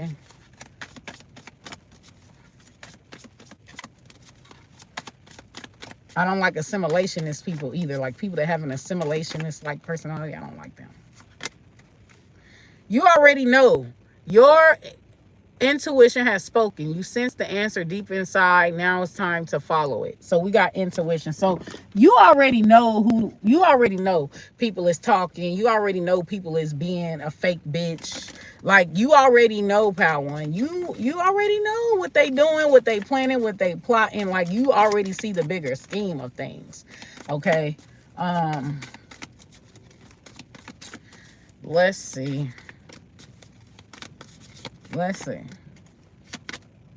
Yeah, respect your limits. Your boundaries protect you. You're not meant to carry everything. Know where your line is. Yeah.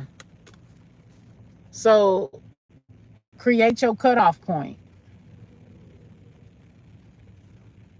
You already know motherfuckers is doing like nefarious shit behind the scenes. You already know like energies are trying to do reactionary abuse. You already know, okay? It says your boundaries for, yeah. It's definitely giving a throw rocks, hide your hand situation. Or like energies trying to villainize you. Like they already know some shit is your buttons. And they're trying to, you get what I'm saying? So there's something about you needing to manage your trigger. Like, because you could easily, through your reactions, easily get yourself fired. Or get yourself kicked out of the community. Or get yourself, by not managing your triggers, by not managing your anger. So somebody wants you to like self-destruct here. The bonus card is, yeah. So basically setting up a boundary, telling motherfuckers don't do this, don't do that, don't say this, don't say that. Like, no. Like, we're not doing that. Okay? So we got you're the prize. So you bring unique value. People recognize your worth. You don't need to chase anything. Okay? So once again, whoever this energy is, they're doing a lot of reverse psychology on you. Okay? Power one. So immediately after you watch this video, they're doing reverse psychology on you. They're trying to make you feel like you're less than and really they're less than, okay? Like, for example, a motherfucker that'll be like, oh, you think you better. I never said I thought I was better. You think I'm better. You're projecting. I'm not condescending or trying to make you feel like shit. You're triggered by me, and my presence makes you feel like you are less than. It is your own crosses to bear. That is your own, your self-esteem is your responsibility, not mine. Okay? Like, or this could be something that you need to learn. Okay? Put the energy where it fits. The person never told me, because she said it's a male thing. It's a male that's catfishing another male. Oh, maybe he was talking about me. I don't know. But yeah.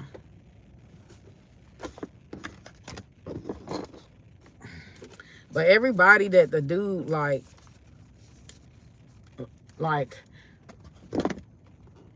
tried to hook me up with was always like, it was weird. Like we would exchange numbers, but then they wouldn't. Well, I would give them my number to call. They would never call me. Like it was just weird every time. Like it was a joke or something. I don't know. I really don't give a fuck. It's their loss, not mine. So, yeah. Or like if we tried to do business together, everything was a false lead. Like they were joking. Like they wasn't serious about making money. Well, I think I'm gonna put it on the door. But yeah. Okay. So we about to go to Pal 2. Pal 2 is the keys. I put it on the door because that motherfucker is like, and what is we at, 9833? Pal 2 is the keys. I didn't mean to talk about or elaborate on that like story like that for Pal 1, but like I'm telling you, I'm trying to, like, there's layers to it, but you knew it all along, okay? I'm sorry, that was a channel that was coming through, and it turned into a story time that I didn't mean to, like, I got off on the deep end. Sorry, Pal 1. So your shit is long. But now we are about to do the wallet, Pal 2. After this video is over, this is what immediately is going to be happening. Pal 2, okay? The wallet, which is 9931, okay? So, first card is, shit, if I can find it. Damn, where'd it go? Oh, here it is. So for those that chose pal 2, let's see. Calling on Goddess Lilith and Goddess Jezebel. All right, so what is going to be happening immediately after this live for the collective that chose pal 2? What is going to be happening? I chose 2 and 3, by the way. What is going to be happening immediately after this live? So your energy or your perspective is Mother God, miracles in motion. Now I gotta pick up the book on that one. All right, let's see.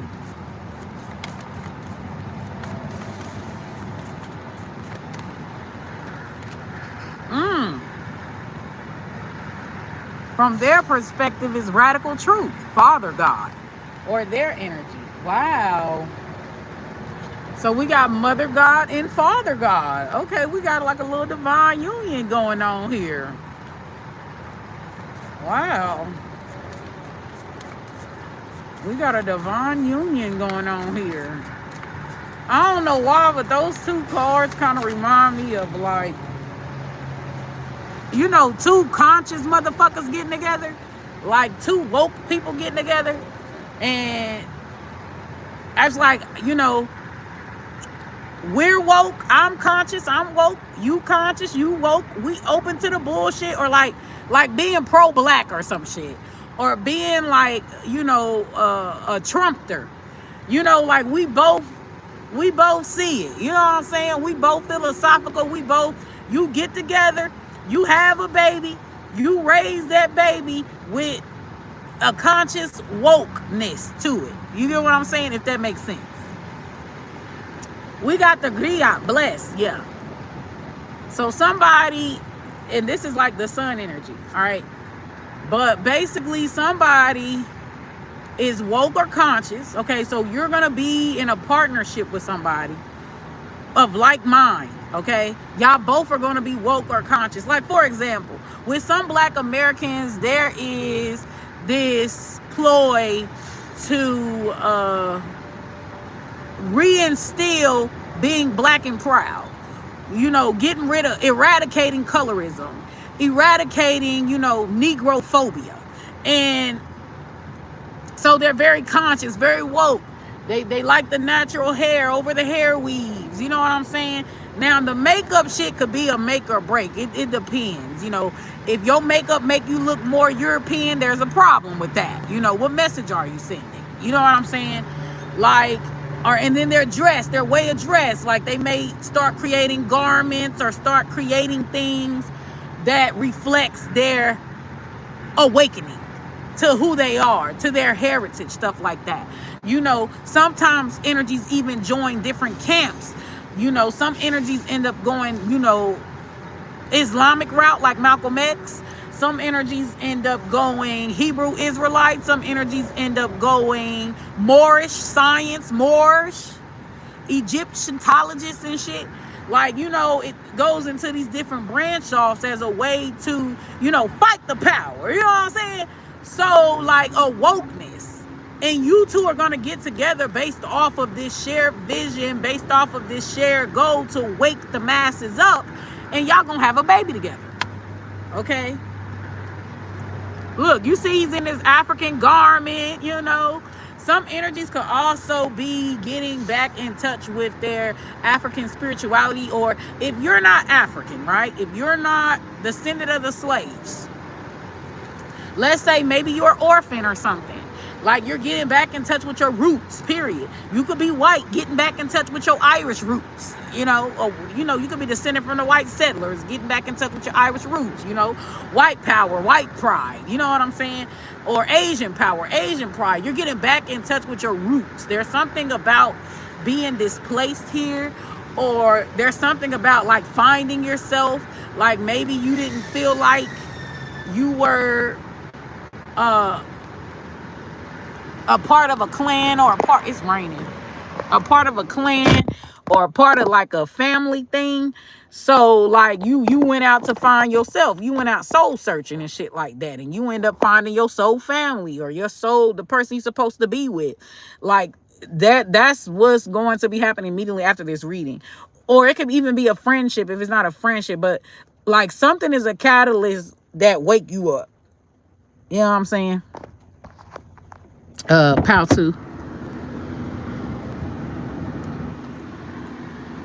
Okay, like you got a hawking about society or the bullshit matrix. Somebody could have heard you and fell in love, and they've been crushing on you in the background for the longest. Okay, like I'm telling you.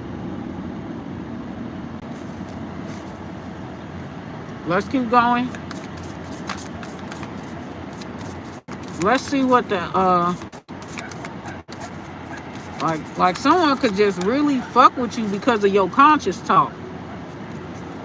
Power 2. We got Mother of Earth, fertile ground.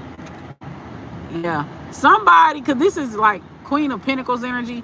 This is definitely giving the energy of, I feel like it could be 3 people involved, but like a conscious group, like we're basically, it's sovereignty. Like some energy of sovereignty where you create your own movement. Some of y'all could even be ended up being in like a polygamous situation where you're all conscious and they're the man and then he got 2 wives. But that's my Beyonce card at Queen of Pentacles. That Mother Earth, fertile ground. That's my Beyonce card. That is coming through as the outcome here. So somebody could have gotten like spiritually woke, and this was a catalyst for them to create their own business. This was a catalyst for them, you know, to create their own natural sermon, herbs, cookware. Like it's getting transmuted into a business, into like making them money while also sending out conscious messages. Okay. That's like me when I was on Temu ordering shirts. One of the shirts I ordered, you know, they have black images on them. And like I said, one of them is, you know, people calling Black Americans lazy because we don't no longer work for free. Slavery is over. We don't work for free. So now motherfuckers want to call us lazy. That type of shit. Because we don't want to be penny pinching and shit. You know what I'm saying? Like somebody could have like a transitioning job that like a job, like a 9-to-5 is just a transition, but they about to like start a business. So immediately after you done seen this video, you about to link up with somebody of like mind and y'all about to start a business together, or you about to be in some type of polygamous situation. Now, if you know you don't do polygamy, like you're for sure, it's a no-go, no matter how conscious, how woke, no matter nothing, like discard that message. Okay, take what resonate, leave what don't. But for some of y'all, if you know you'll be down with the get down for the cause, you gonna be in a polygamous relationship. A boy gonna have 2 girlfriends, okay, or 2 wives, okay. A conscious woke motherfucker. Let's get some more cards. Now, is this all of the cards? Because I heard.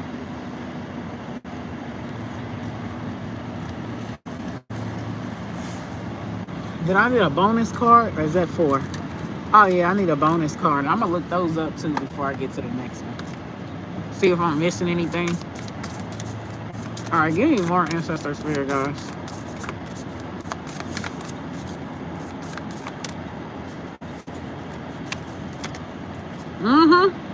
I'm telling you, somebody woke.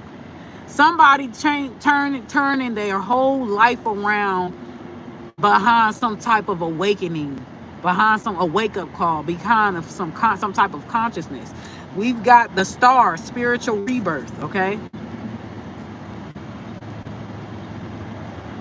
Like, somebody can't unsee something. This could be Aquarius. Y'all make sure y'all watch my Aquarius, who is coming into your life now. So we got Leo, Aquarius energy here. So yeah, let's see what's going on with these cards. Let's see if I can find anything else. So we got Mother God, 42, miracles in motion.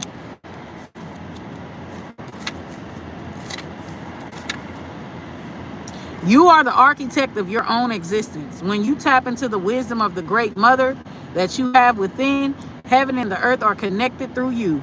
But still, you doubt yourself. Believe in you now. Birthing miracles is easy for you. Okay? Trust your inner voice. You are divinely guided and are much wiser than you think. Be easy and deliberate as you move forward, but do move forward. Okay, so you could be adopting more of like a manifestation type of thing, the magician energy. Mother God shows up as a Yoruba goddess, Aya Nala, with the nurturing energy of protection, love, and support. Her energy is ancient and maternal. She is the primordial source of all existence, mother of all of the gods and all living things. We are all her children. Aya Nala is Mother Goddess energy. Balance your yin energy to bring the healing you require. Going within. Okay, you will be going within. My child, receive your wisdom, receive your guidance, receive your truth and well-being. So there's this energy of like you're no longer dumbing yourself down. How to. Okay. So tarot correspondence is Juno. Declaration. All things are possible. From the 18th century Marcellus Tarot de Bassan deck, Juno corresponds to the High Priestess card in modern tarot deck. So once again, you could be doing some type of magic, some type of root work, or you could be going back to your ancestral roots. Like you could be getting into hoodoo practices. You could be getting into voodoo, African voodoo practices. I forgot what they call it in Brazil, but like it's a African religion in Brazil that they still practice, and sometimes Haitians still practice like African spirituality, and sometimes they mix faith, but I forgot what they call that religion. Okay, but you're getting in touch with your roots. Okay, you could be calling on your ancestors more. And then we've got Father God, Radical Truth. Okay. What card is that? That is 43. So that's the next one. There may be dishonesty or confusion around you, but there's an old saying, the truth will out. Or as the grandmas used to say, what's done in the dark will soon come to the light. So, yeah. Somebody gonna be exposed. Like, somebody and like their shadiness and like somebody about to be exposed. Like, I'm telling you. What do you believe to be true? This ancestral energy is focused on righting wrongs and doing the just thing. It is self-compassionate to be truthful with yourself. It is courageous to be truthful with others. If you root yourself in the truth, you cannot fail. Ancestral memory. Being honest with yourself. Okay. Father God shows up as Olofin, the omnipresent, omnipotent incarnation of the supreme God in the Yoruba religion. He is the just ruler of heaven and the earth. Ancestral medicine. Allowing yourself to be authentic is a privilege denied to many who came before. How can you be more of yourself, my beloved child? Are you willing to drop the mask at home and in the rest of your life? Yeah. So it's like you tired of biting your tongue. You tired of going along with this dumbed down ass. Like you tired. Somebody here about to be on a India, Irie, Erica Badu. What's that other woke girl name? Like somebody about to come out full throttle with they woke shit. Like getting society to talk, getting society like to think. You know what I'm saying? So,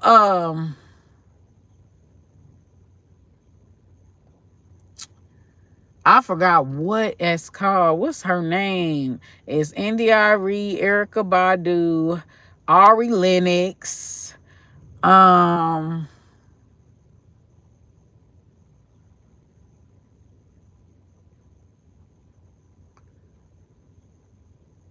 And everybody loves her. She only came out with one album. And Lauryn Hill. Like, somebody about to be on that. Somebody about to be on that. Correspondence is Jupiter. Okay. Declaration, I keep it real. Somebody about to keep it real. Somebody about to stop being political correct, about to stop sparing other motherfuckers' feelings, about to say what it is and what it ain't. Like, you're about to be way more blunt. Okay? So from the 18th century, Marseille's Tarot de Boscan deck, Jupiter corresponds to the Hierophant card in modern tarot decks. There is a shift in your belief system, a shift in your value system, a shift. Like, you are definitely shaking up you're definitely shaking up an institution or like a conformist type of thing. Like, you're definitely shaking up, like, you're creating your own tradition. You're creating your own modes of conformity. You're creating your own spiritual grounding, spiritual, it's no longer going to be other people, what other people want you to be, but who you want to be, who you are. Like, you're going to be stepping into this unapologetically.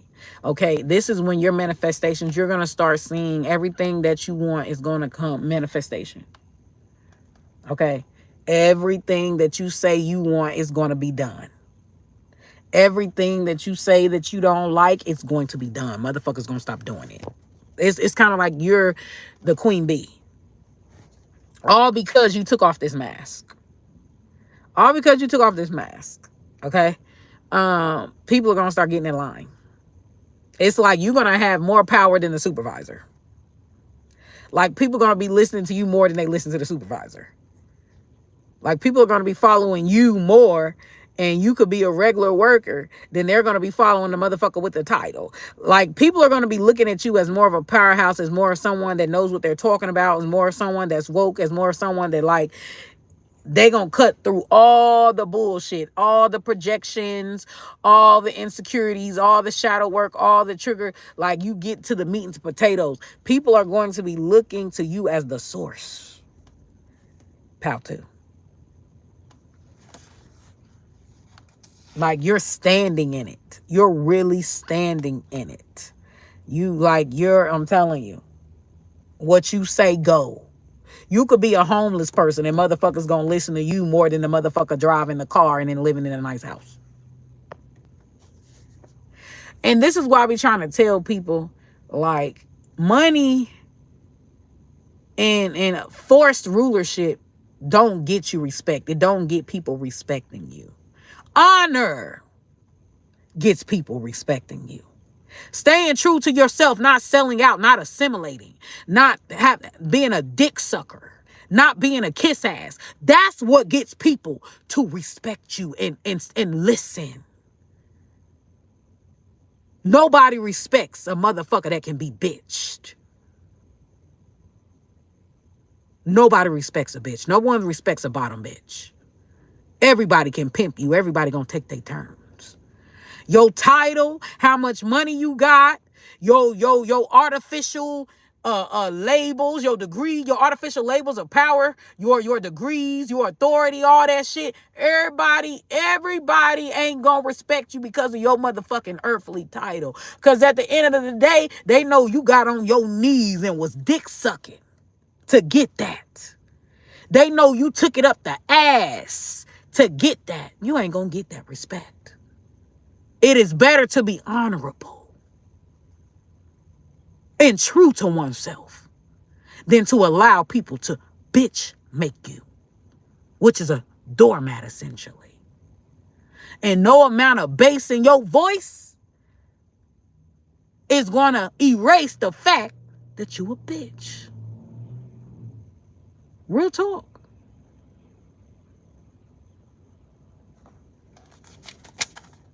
Next, we have the grit, okay, which is 19. Somebody here could be very triggered that your words and what you want and your declaration hold more weight than theirs. Like, this person could have more than you, but you hold more weight than them. Like, somebody is very mad about that. Like, they don't get it. Like, how is when she says something, or how is it when Pow 2 says something, it gets done, mountain get moved. But here I am, I got the title, I got more money, I got more clout. Hell, I probably even got better looks. I got more friends, but no one is moving when I say move. But when Pal 2 says move, everybody clearing the way. Like, what the fuck is that? You could even have more spiritual authority than your own parents. Like, the siblings listen to you more than they listen to the parent, the actual parent. Okay. So what was that? 19. The griot. Yeah. Somebody made a complete turnaround because of you. And it's like everybody else is like, how? How did Pal 2 get this child to do a complete turnaround? How? Like, there's something about you where you are a catalyst for change. Spiritually too, you could be a karmic, so which is a catalyst for change. Okay. Yay is the energy of the moment. Things are about to get really good. It is safe to be optimistic. There is no other shoe dropping. In fact, put on your cute shoes and dance. You have some type of warrior spirit to you, which energy is infectious. So because you have this warrior spirit to you, Pal 2, right? And energies could be jealous of this warrior spirit, okay? Because you have this warrior spirit to you, you are encouraging other people to be warriors instead of cowards, instead of kiss asses, instead of like, you're literally, your presence is empowering them. That's why I be like, your presence is a gift.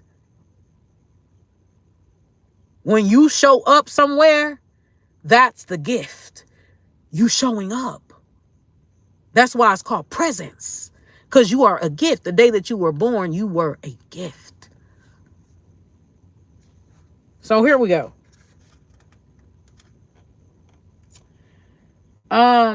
Your love is your light. Radiate and shine your splendor. People are surprisingly going to be behind you more than you think. Pal 2. The griot ancestor illuminates your path with warmth and positivity, encouraging you to embrace your true self, express your creativity, and bask in the blessings of life. Ancestral memory. The griot is depicted by a griot of Mali strumming his kora in front of the great mosque of Dajani. Griots are talented oral historians who sing, tell stories, and create music with scholarly lessons. Some of y'all are going to be a historian, or you're going to find out that this is your path, is to be a historian or to be some type of archaeologist, psychologist, like write a book. Okay. Ancestral medicine. Allow that inner confidence you feel to radiate outward. Hold your head up high and smile. Be open to opportunities for prosperity and love, money, and success. Like, the tarot correspondence is the sun. My future looks bright. Declaration. Okay. Mother of Earth. Yeah, baby. You are the queen of all queens. You are the empress. We've got Mother of Earth, fertile ground. And that is 40. Somebody gonna see that. Somebody gonna see that you can't be bitched. You can't be hoed. Like, somebody tried it. And they're gonna find out not to try you again anymore. They're going to find it out. Okay? So we got Mother of Earth coming through for Pal 2. All right, as the outcome. Fertile ground. So what a time to be alive. Enjoy this moment. Be present. You bring home the bacon, fry it up in a pan, and then make love because you can.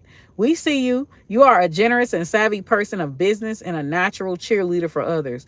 Make sure you also take care of you as you continue to lead your community. Once again, you are some type of catalyst for change immediately after this reading.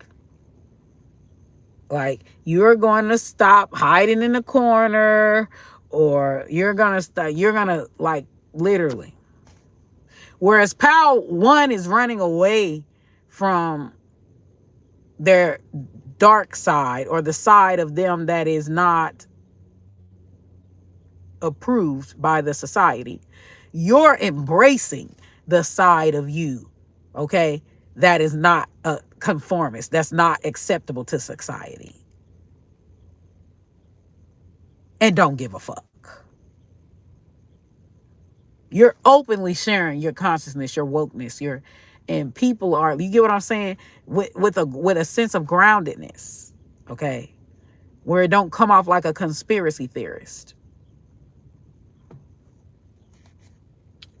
So the gentle ancestor is warm, loving, healing earth mama energy, representing fertile abundance. Okay.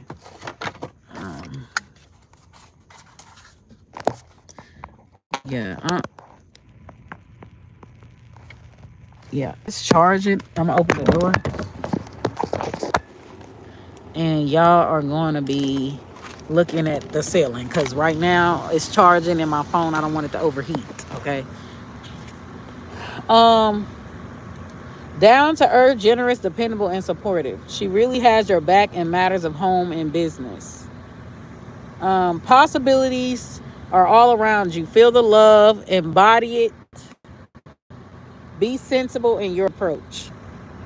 The Mother of Earth comes forward as Ajay, the Yoruba goddess of collective community, wealth, and material manifestation. Women of power are lovingly addressed as Iyami, Ajay. This energy is about shared prosperity and well-being. There is somebody in your energy, because I keep like feeling it. There is somebody in your energy that they don't understand why you're a crown king or a queen. Like, it's like Simba versus Scar. Like, they're Scar. They feel like that they're more qualified to be king than Simba. You Simba and they Scar. Make sure y'all go watch The Lion King so you will like get the full depiction. Okay, the ancestor loves her home. The Mother of Earth is fully grounded and never bored. How can you make your home a more loving and luxurious environment? Queen of Pentacles, all we do is win. Okay, how to? And the bonus card is the Star, Spiritual Rebirth. You are detoxing your home or cleaning or like throwing away old shit. Like, you could go through a house cleaning or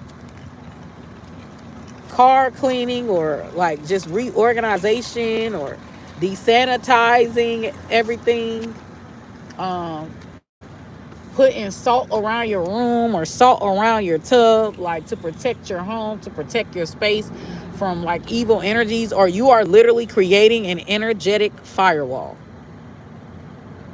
okay, where toxic energies can't come in to steal your energy or come in. Like, this is what you're going to be creating, or you're going to be collecting stones that do that, like amethyst, black obsidian, tiger's eye. Like, you could be buying stones or crystals, or labradorite, serpentine.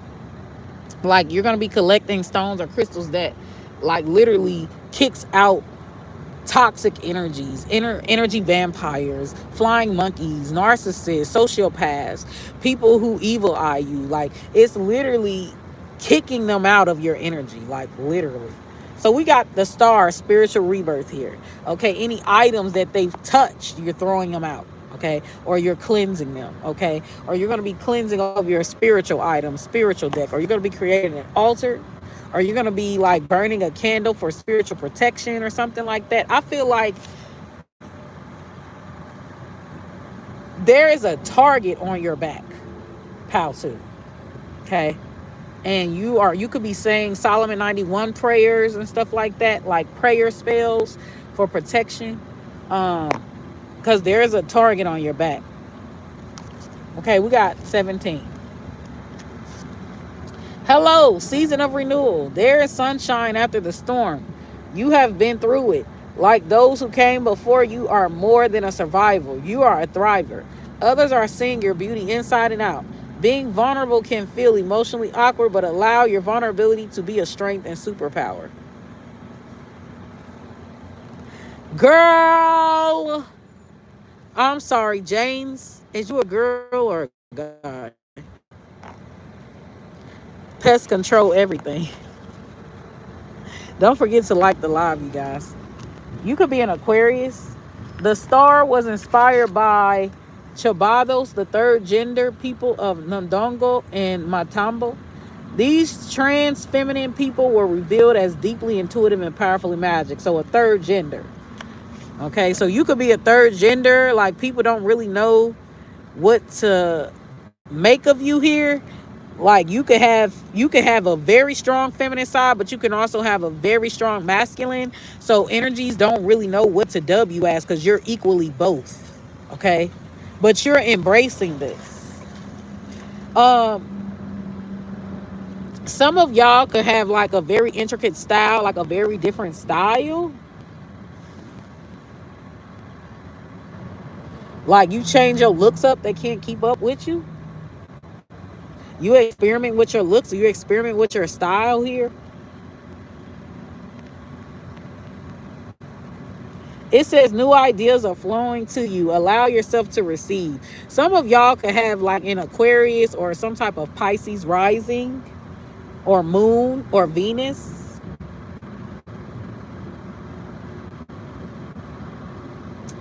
Ancestral medicine. All things are possible. My child, you are in the flow. You have been chosen to dream bigger and expand your bloodline. Be generous and loving and share the wealth. So you're going to be ending some type of generational curses. I am unapologetically me. Okay, which it just keeps saying that. Like, you are not sucking dick, kissing ass. You are not, I'm telling you, you ain't no bitch. Y'all know to be a bitch is to be the worst thing ever, to be a bitch. Did y'all know that? If people were walking around saying that's my bitch, that's not a compliment. The bitch word, the cultural word of the word bitch. And this is why women are called bitches. Like, if you want me to be and I hate to say it, but that is an appropriate term for most women. Most women are bitches. When I say that, I'm not saying that in a terminology of mean evil. I'm saying most women are bitches, as in they allow women are dick suckers. Women are like, which is probably why I don't fuck with them like that too. They're dick suckers. They bow. They bow to power. They bow. They assimilate. They don't stand for shit. They're doormats. Women be doormats. They allow everybody to take turns bitching them here, exploiting them. A bitch is basically a woman that is pimped. Okay, and the bottom bitch, which is the pimp's favorite bitch, is the one that makes him the most money. That's the one that he bitches around the most. That's the one that he exploits the most. Clean my drawers, cook, do this, go to work, pay all the bills, while he just sit at home and do whatever he want to do, on top of having other women. Like, she allow a man to hoe her. This is why women are called bitches and hoes. Women will literally sacrifice their children, sell out their own flesh and blood to go and be a hand-me-down to a man. I was saying this on Pal 1. The true reason why women don't get no respect is because they're dick suckers. They sell themselves out to the higher powers. They are submissives. You can bitch a woman around to do whatever you want her to do. She's a cocksucker. She's a kiss ass. Women are kiss ass. That's why a woman will sit up there and pretend that nigga is giving her the best dick in the world, and the whole time his dick is trash. Cause a man look, if you suck in bed, or that man ain't pleased in the bedroom, he gonna let you know. Sometimes it ain't gonna be direct. Sometimes he gonna be like, oh, I need variety. Or sometimes he gonna be like, oh, let's go to let's do swingers. Or like he's gonna make suggestions. But he's telling you in so many ways that he wanna try different shit sexually. You ain't doing. He gonna tell you that in so many ways. Now, whether you agree to it or not, that ain't gonna stop that man from going out and sexually exploring. Whether you choose to join him or sit this one out, he about to go explore. Now, he ain't gonna tell you, he gonna do it behind your back, right? Because he already threw a tester out there when he told you, hey, let's have an open relationship. Hey, let's do swingers. Hey, let's have a threesome. Like, he already put it out there. But make no mistakes about it. A man gonna find a way to get all his needs met. Whether, if you don't meet him, he gonna go find other bitches that meet them. He gonna keep you, her, and her. I'm telling you. So when motherfuckers be like, men be compromising, no the fuck they don't. Men will put on a face like they happy with the terms and the conditions of a relationship with you. And when your back is turned, they're going to go out and find other women to fulfill the other needs that you are not fulfilling.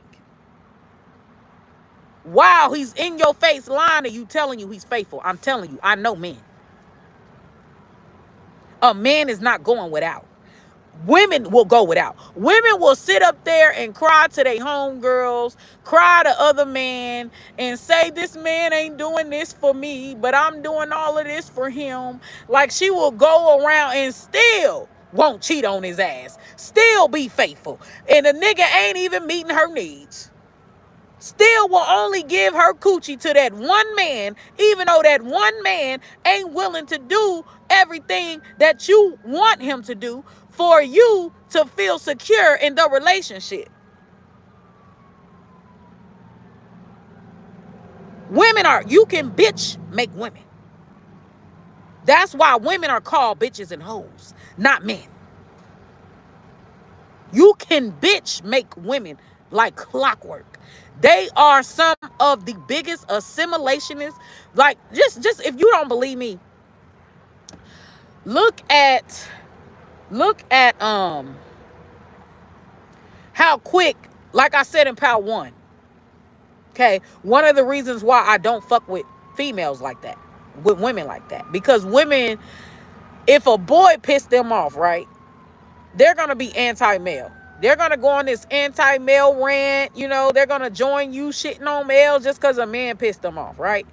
The moment that man start back acting good, she gonna ditch your ass. She gonna throw you under the bus. She gonna go back to being a male identified. All it takes is for a nigga to act the way she want them to act, even if it's temporary. That woman is going to go back to kissing males' ass. Women are ass kissers. That's why I don't respect most of them. They're ass kissers. The shit that I say about men, I am still saying it about men, even if I had a boyfriend right now. I am still conjugating with women for women empowerment, for women to thrive, for women to work together to make our quality of life better. I will still do that even if dick is in the picture. I've had boyfriends and was still talking shit about me. Happy with my boyfriends before before the issues came. I was happy with my boyfriends. And my stances on men never changed. I was getting good dick and all. I mean, dick make me go jolly at work. Y'all, I'm still jolly at work without dick. Motherfuckers be swearing I just getting dick galore at work because I'm just like, nigga, no, this laugh is not I just got some good dick. No, nigga. This laugh is my pussy about to fuck up your life. This pussy so good. It's about you about to turn into like an inside joke. My pussy good. Like, it's great. Like, you about to turn into a mental health patient because this pussy good, nigga. You just don't know. Fuck a ass. I don't give a fuck about not having an ass, nigga. Wait till you try this pussy, nigga. Wait till you try this head, nigga. That's why I be because I know. When the nigga be sitting up there thinking he about to have me wrapped around his finger, I'm just like this. You just don't know, nigga. You think I'm gonna be the one clingy and wrapped around your finger? It's really gonna be you clingy wrapped around my finger. It's really gonna be you triggered and all going crazy like you on your period after I get done fucking you, nigga. I already know. So I'm laughing and seeing it all as a joke because these niggas think I'm gonna be the one bitched and it's gonna be them.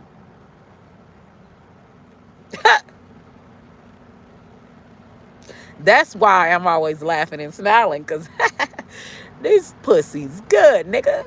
This head is brand, nigga. You gonna lose your mind with one taste, nigga. And the pussy tastes good. You gonna lose your brain with one. And then not only that, nigga, I can literally fuck you on this floor without ever touching you. That's my inside joke. That's why I'm always smiling, nigga. I can literally fuck your brain up without ever touching you, nigga. You ain't even gotta see me outside. That's what's funny.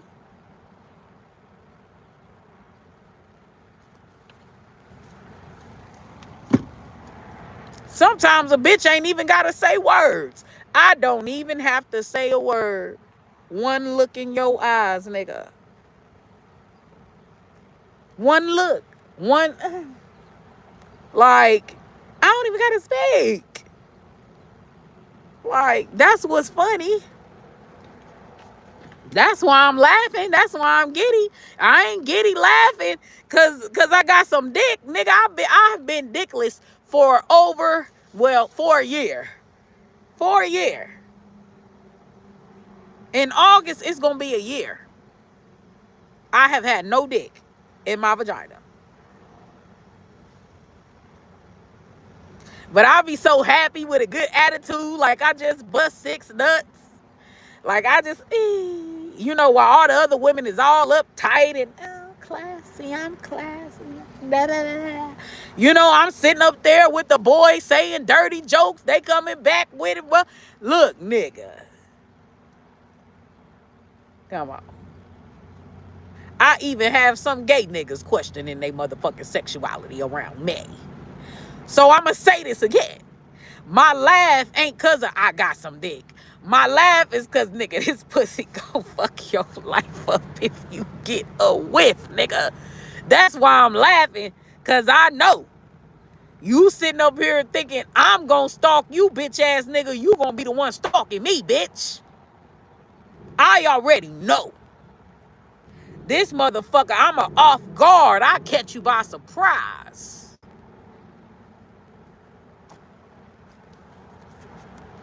That's why I'm laughing, nigga. That's why I'm like this. Shit. Nigga, the nut you gonna bust at the fucker with me gonna be the hardest nut you ever had. Coming from your ball sack, nigga. And still I ain't gonna be done. What's up? Like, I already know. None of these bitches ain't got shit on me. I already know. That's why I don't care when women be sitting up there worrying about whose face is prettier, whose weave is better, whose ass is fatter, who's thicker, you know, who fit the beauty standard. I'm sitting up here just doing me, not giving a fuck, because I already know, bitch, I got the Superdome in this motherfucker. None of you hoes can compare. And we ain't even gonna talk about my personality, my charm, my smarts, my spiritual in-depth. Like, bitch. You the table, I'm the warehouse. I'm the universe, bitch. We are not the same. I already know. That's why you don't see me feeling insecure because a bitch ass way fatter than mine. Or because a bitch skinnier than me. Or because a bitch got a better shape than me. Or because a bitch prettier than me. Or because a bitch... You don't see me care about that. That don't run my brain 24/7. I don't be giving a fuck. Bitch, you can have all the hips and dips in the world, but I bet you your nigga ain't gonna be able to... Your nigga gonna be stuck if he fuck with me. I already know I got a landslide over most of these women. I already know. Then we're not even gonna factor in when most women talk to men, they always talking about themselves. The man don't never get to talk about himself for real. I sit there and listen to men. Like how men be listening to women, I be listening to men. I sit there and listen to men. When they talk, I don't judge them. I don't be like, ew, that's a... Like, I don't do all that. Or, oh my gosh, monogamy. I don't do all that. Oh, you supposed to be monogamous. Why do you want more than one bitch? I don't do all that. A nigga can literally sit, get drunk, and talk to me like he talked to his homeboys. I don't do all that shit women do. Oh my gosh, you talk so rough. You're so mean. You're supposed to be monogamous. Oh my God. Like, I don't do all that. A motherfucker say a dirty joke to me, I throw a dirty joke right back at their ass. A motherfucker say a witty comment to me, I throw a witty comment right back there. A niggas talk shit to me, I talk shit right back. Like, and we feed off of each other like that. When I make men, I ain't gonna say I make them, but if they want to, they gotta open up. I ain't gonna be the only one opening up. I'll talk about myself, then give him the floor, and he gotta talk about himself. If he don't talk about himself, the conversation will go dry, and I will not talk to that nigga like that. Most men are just used to women talking about themselves. They don't never have to really open up. The bitch just be bonding, talking about herself. She don't even know that nigga for real. All that nigga gotta say, I'm telling y'all, all that nigga gotta say is, damn, really? That's crazy. That's all they gotta say. And women are, I'm in love. Bitch, what are you in love with? You don't even know that nigga for real. What are you in love with? Talking about yourself, bitch? Like, that's the average woman. It's so easy. It's so easy.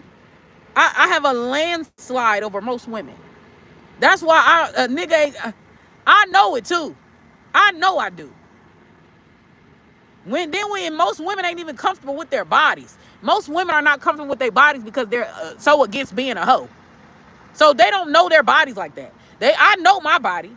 I know how to make myself orgasm. I know how to look. If I right now go and do a one-on-one session with a man, right? If I want to for sure get a nut, I'ma ride the dick. Most girls aren't even comfortable riding dick. Can't even ride dick. And I can ride the dick. I can throw it back in every motherfucking thing. I already know.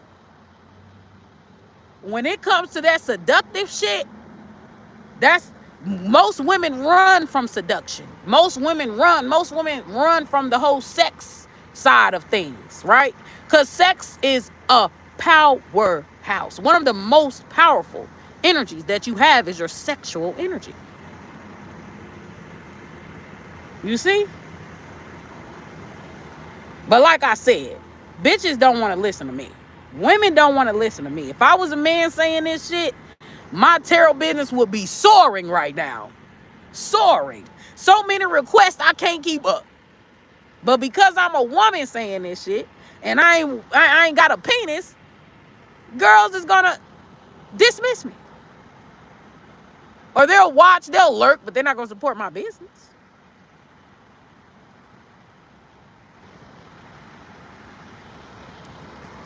But we gonna get going. We gonna get going.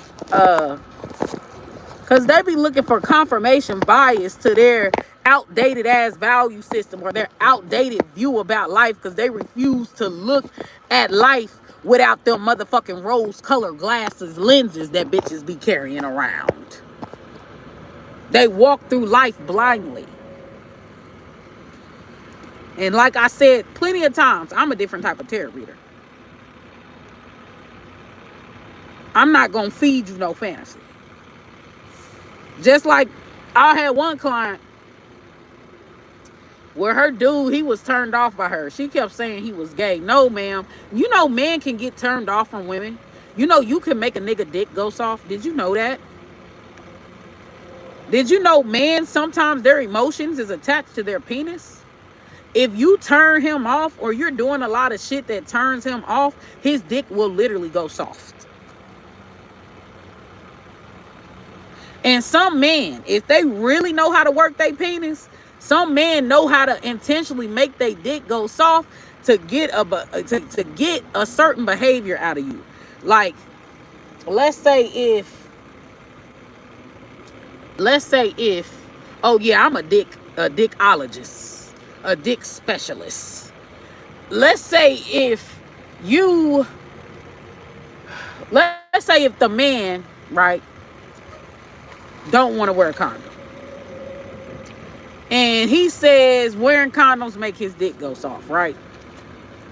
And so he intentionally makes his dick go soft. And then y'all just won't be fucking. Or it'll be a lame fuck because his dick ain't hard. Because he made it go soft because he want to manipulate you into letting him fuck raw. Like, y'all, men have game. They have game.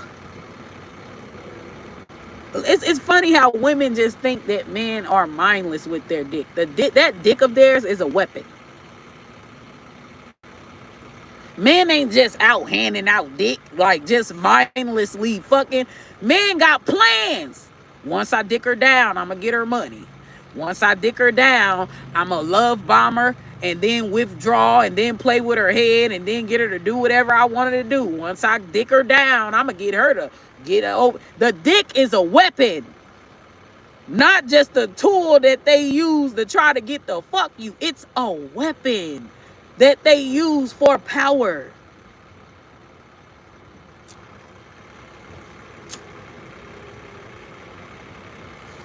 And you won't know that if you don't have a lot of experience with men. That's why men be wanting women that ain't really had a lot of experience with men, because you're not aware of all of his tactics. See, a motherfucker that's had plenty of men or dealt with plenty of men, no man. Because they have a various of experiences with different men, so they know men. That's why dudes don't really like girls with a past. Okay? His game, his weak ass game ain't gonna work on a bitch that has a past. It's only gonna work on them green bitches that barely deal with men. So they don't know barely anything. They falling for all these niggas' lies, tricks, schemes. That's why a nigga don't really like a bitch with a past.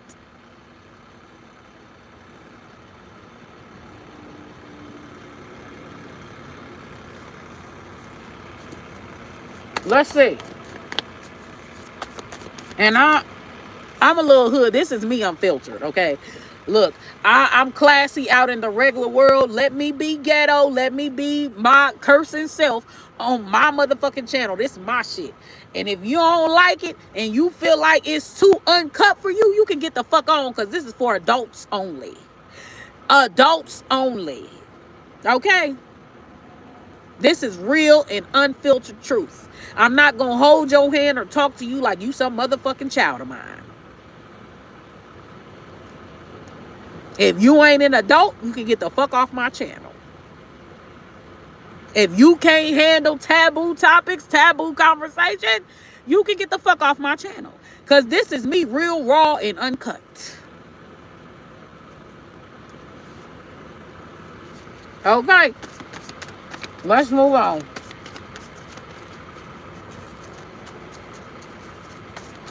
Uh, let's move on to the next. So let's see what's coming immediately after this ends. Immediately. Whoever, like, y'all gonna be talking to, that motherfucker's a freak. That conscious nigga is a straight freak.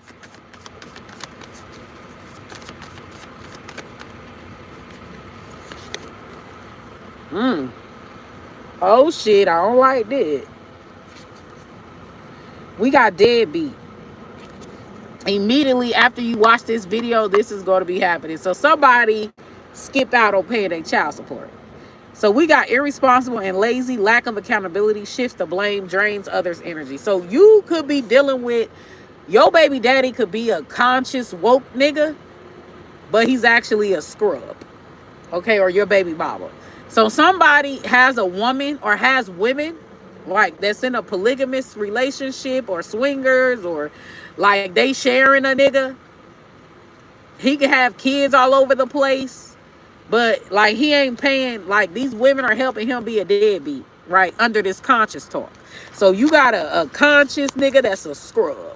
That baby don't look like me, That baby don't look like me. A nigga that's a doc that's trying to act like he Dr. Umar, but he Project Pat.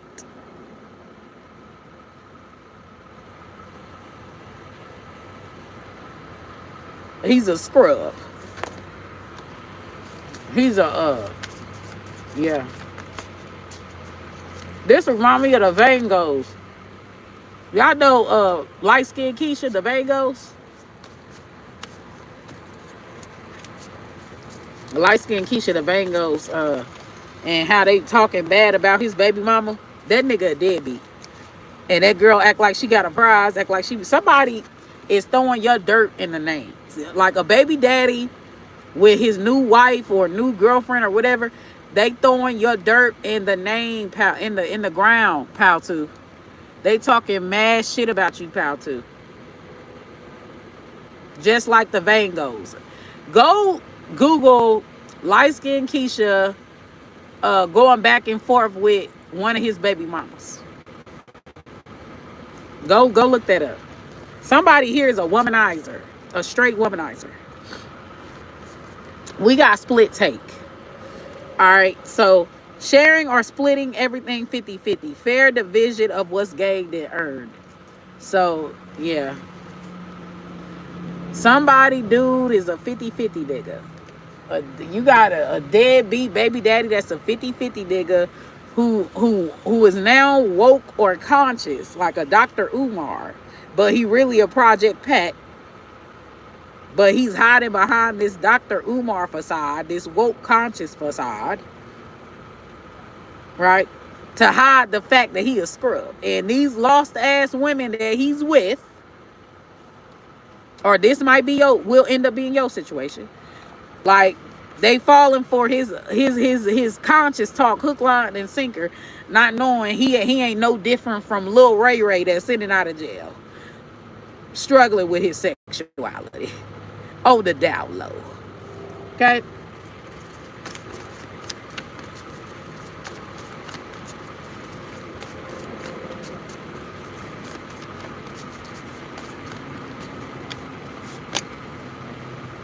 Yep, look, divorce fallout.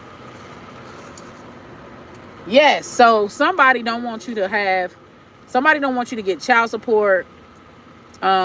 Somebody could be dodging spousal payments. Someone could be dodging, like, somebody really treated you like shit, but they don't feel like that you deserve anything that they have. Like, they feel like you don't deserve they feel like if you left them,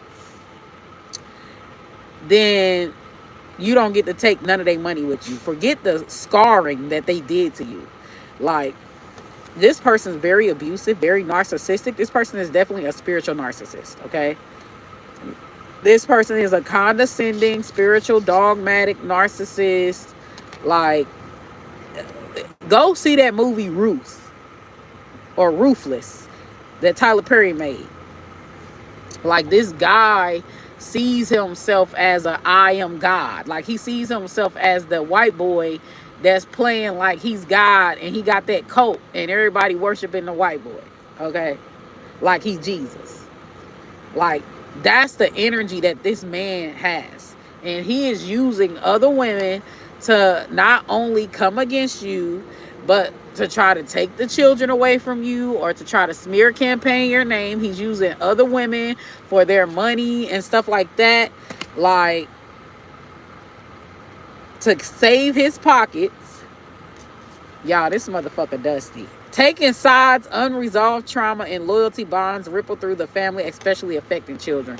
So, for some of y'all, this dude, he could abandon his own kids but be taking care of another woman's kids. He could have not been there for his own biological kids, but he's playing like he's the Huxtables. Or Steve Urkel, Family Matters. Like, he's playing like he's father of the year. Okay? Being a good dad to kids that's not his, but a deadbeat to his actual kids. So that's what's coming immediately after, like this. Immediately after. So somebody could be getting a visit from their deadbeat daddy. Like, somebody that's got a past and now all of a sudden they Holyfield. Okay? And they could be lying to their new wife, or there's a lot of lies, so they have to paint the other baby mama as the villain, which is you, or they're using you to attack another woman, their other baby mama. Okay? So they're telling like bogus lies, bogus stories about the baby mama so that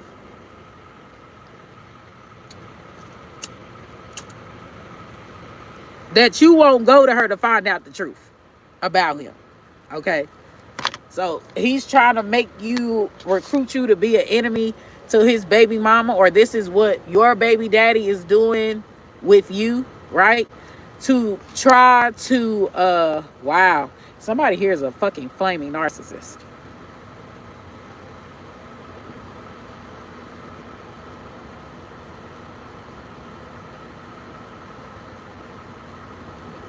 Somebody here is a flaming narcissist. You got a narcissistic couple, right? So for some of y'all, if you're the one where your new boyfriend is demonizing his baby mama and you going along with it and you believe it and you going around saying she this and she that and you ain't never met her, don't even know her, you just going along with his story because y'all fucking, you the narcissist, baby. You're the narcissist, pal. All right? But if this ain't you, and this is your baby daddy and whoever he with currently at, they're a narcissistic couple. Or if this is someone that you used to fuck with, okay, and maybe you could have got pregnant by him, but and he lied, like he got other hoes, he got a harem of hoes, pal too.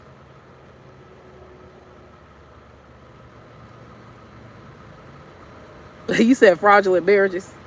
Hey, this is what's coming through the cards.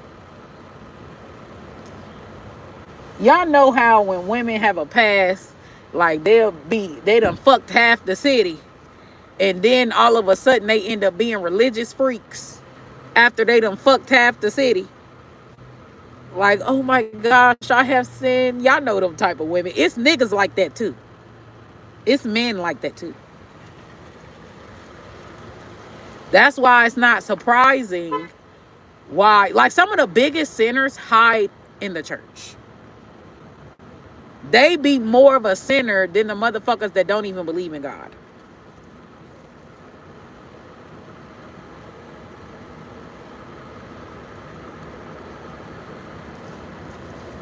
But yeah, your baby daddy, you about to find out right after this video that your baby daddy has turned into a Hotepian. Your baby daddy has turned into a I've come to Jesus moment. After he done fucked half the city and made bitches pussies burning and shit. After he been done washed up, done ran through bitches, done ruined bitches, destroyed bitches, and now all of a sudden he God and Holyfield and sanctified and Father of the Year. And This could be, oh shit. If this ain't like your baby daddy, this is your father. This is the story of your father, okay? A high-paid homosexual. A high-paid gigolo.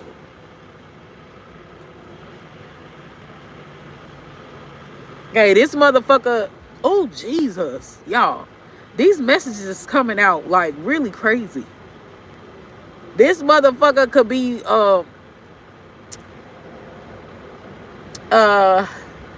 homophobic, but he's battling his sexuality. The harder he pray to get, you know, the desire to fuck another man or the desire to fuck another woman out of his heart. I'm not gay, I'm not gay, I'm not gay, I'm not gay, I'm not gay. That's why a lot of them pussyfoot boys be hiding in that damn church. I'm not gay, I'm not gay, I'm not gay. Nigga, you done fucking molested half the boys at the goddamn church. That's why so many gay men in the Christian church. Stop touching on them damn boys. You is gay, pastor.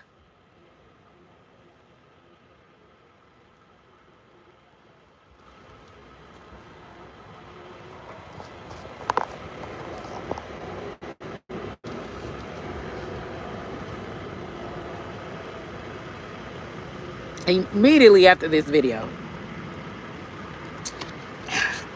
somebody try to hide behind church or some type of Afrocentricity or some type of wokeness or consciousness, like a Dr. Umar, but they really gay. They down low.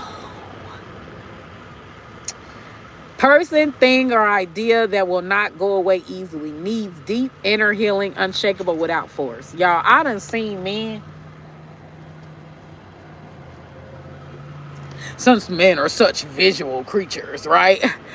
Then if a man is such a visual creature, then why the fuck do I be checking? Like, I be seeing dudes, Africans, Haitians, like looking at other men's asses, looking at other men's booty. Like, nigga, you looked a little bit too long. You looked a little bit too long. You got all these fine ass women by you, and you choose to look at a man's ass, to scan up and down a man, and you looked a little too long. Some of you women that be worrying about a man's wandering eye when he looking at a woman, worry about his wandering eye when he looking at a nigga, because I've done caught plenty of niggas checking out they homeboys like he was a bitch. I'm telling you, it's the most subtle signs people be missing. I be seeing.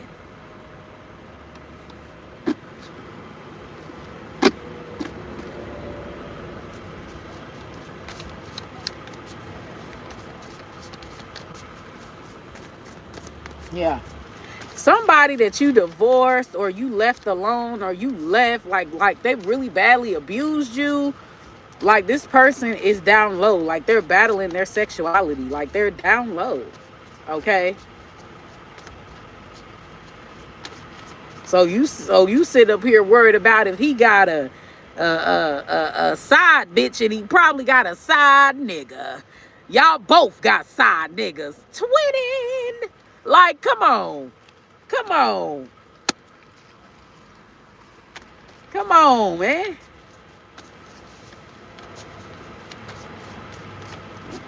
Like, bitch, you got to worry about bitches and niggas. Like,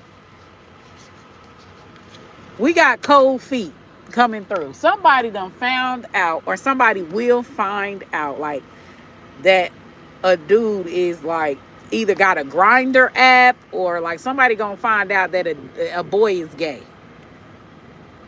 And if it's not your baby daddy, like, it's a masculine person, like either your friend, your brother, your uncle, a pastor in your church, a spiritual teacher, or your baby daddy, or your somebody in a trainees, or somebody has a secret fetish for trainees, for chicks with dicks. somebody that you used to mess with, like somebody is going to be finding out that they do, right? It's like, damn, you done embarrassed me and sent me through a humiliation ritual, or by cheating on me with all these different bitches, or trying to cheat on me with all these different bitches. Now you embarrassing me even further. You done had a baby out. You done had a baby on me. And now you embarrassing me even further. Because now I find out you fucking men. You into men. You have a secret fetish for chicks with dicks. Like, and that's what I mean. And these girls will stay through all of that, but will literally abandon they homegirls for one flaw. Oh, you always fucking other bitches' mans. We can't be friends. Oh, you always wearing hoe outfits. We can't be friends. Oh, you're going through a lot. Every time you talk to me, you're always venting. You're always upset. We can't be friends. But will let a nigga drag her through the mud, take her through multitudes of humiliation rituals. I remember I was talking to this Aquarius chick. And she, like, her best friend fucked her fiance. They were fucking with each other, fucking around with each other behind her back, right? And after that, she never trusted another woman again. She never trusted another female again, right? Somebody got a lot of secrets. You could be finding out that your sister has been fucking your baby daddy, or your sister has been fucking your boyfriend or your husband, like on the low for a long time. Like, something scandalous immediately after this reading.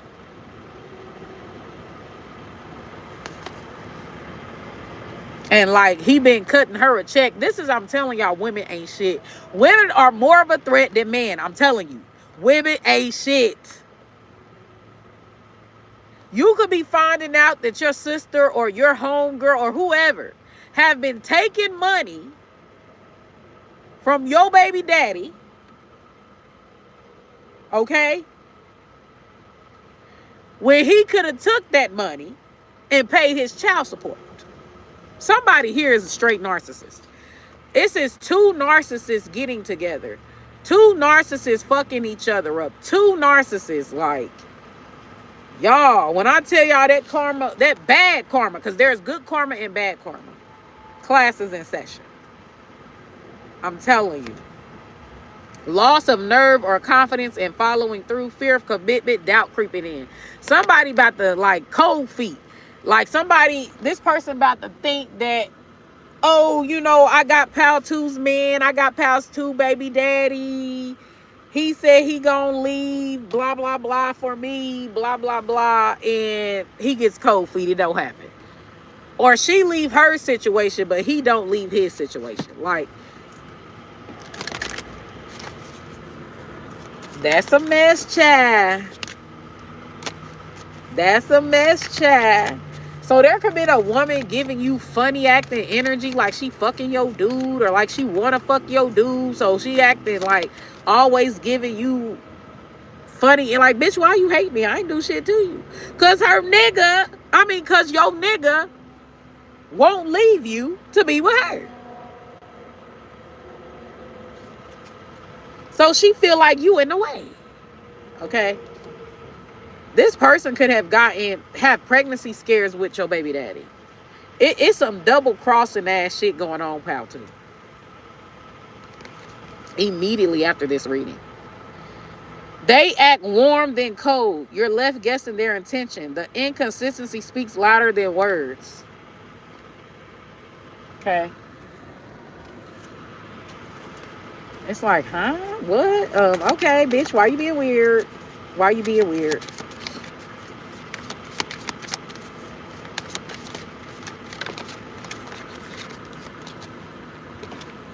If you ever notice, nobody likes women. Men barely like women, and women don't like women. If you ever notice that. So all these people don't like women. It can't just be a patriarchy thing. Have we ever really just seriously cross-examined women? Like, seriously cross-examined them. Patriarchy aside. Because the patriarchy, like, even lesbian relationships are toxic. Even lesbian relationships have some of the highest domestic violence cases. It can't just be the patriarchy. Have we ever seriously cross-examined women's behaviors and shit that women do that's low down to their kids, to their parents, to their siblings, to their homegirls, to their other friends? Have we ever seriously sat and cross-examined women? Because men can't stand women. Women can't stand women. Children can barely even stand women. So what is it? I'm telling you what it is. Nobody likes a motherfucker who sells themselves out. Nobody likes someone that they could bitch around. Nobody likes a cocksucker. Nobody likes a doormat. Nobody. If you'll sell your son out, right, just to go chase dick, do you really think the nigga that you chasing is gonna trust you if he just seen you sell out your own flesh and blood for him? That means he can't trust you either. People look at shit like that. Nobody likes a traitor. If you're betraying yourself for everybody else, that's why you're not liked. Nobody likes a traitor. It's better for people to be annoyed with you, but at least you're loyal to yourself. At least you're honest with yourself. At least you're ride or dying about yourself. It's better for motherfuckers to be annoyed with you than to feel they don't have to respect you because everybody takes their turn at pimping your ass. You see? Nobody likes a traitor. Nobody likes a Benedict Arnold.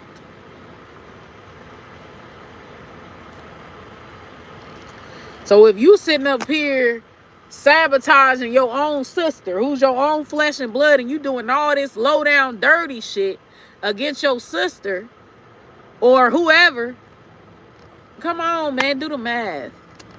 Do the math. Shade Parade. More than one person is feeding the drama. Shade is coming from several directions. The room isn't as friendly as it looks. Y'all, something is messy coming up right after this read. Something is messy coming up right after this read. Right after this video. Like, you about to find, if it's not your story, this is their story. Like something real scandalous. Something real scandalous. Like this person put this person through series of humiliation rituals, trips to STD clinics, like cheating on them with like half the city, cheating on them with their family members, cheating on them with their best friend, getting their best friend pregnant, and this motherfucker still stayed. Okay. Now they even taking it even a step further because now the motherfucker down low and gay. Like, gosh, girl, what is it gonna take for you to leave? Look, women are desperate. A lot of women are desperate. Not men, it's women.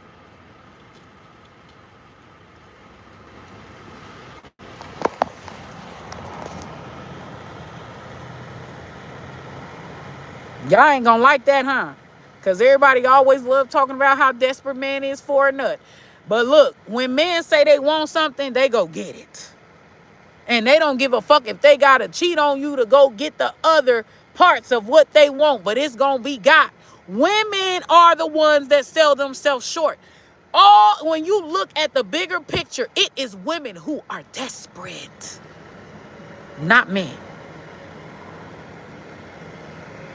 When you look at all of the facts, at all of the evidence, the behaviors, the choices, it's women that are desperate.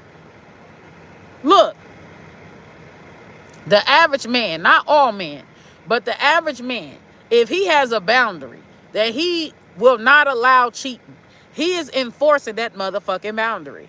I have niggas where we not even together. And these men don't want me talking to another man. Not even hi, not even courtesy. And they ain't backing down from that shit either. They standing 10 toes down behind their emotional convictions, behind what they want, which is a boundary. Now, I may not agree with that boundary, but them niggas don't let up from that boundary. If I don't get with the program, guess what? Even if their boundary is you gotta accept me having more than one bitch, he is not faltering that boundary. Men may do a lot of tricks to try to get sex from you, but please understand, when it comes to what they want out of life, out of relationships, men are not desperate. They are not folding. They are not compromising. Women are desperate. Women are the true desperate motherfuckers, not men. Think about it. Women are literally sex trafficking their children. Handing their children over to men on a fucking silver platter just to keep him or to get some money. Women are the true whores. But y'all ain't hearing me though. And don't fall for them bullshit. Oh, I would never do that to my child. I would never do that. It's a lady that work in behavioral health right now. When I tell y'all bitches are lies, fools of shit, bitches, like I'm telling you. I've done seen women say, oh, I'm classy. I don't believe in sleeping with other men. And she's sleeping with her best friend man. Women are double talkers. Most of them.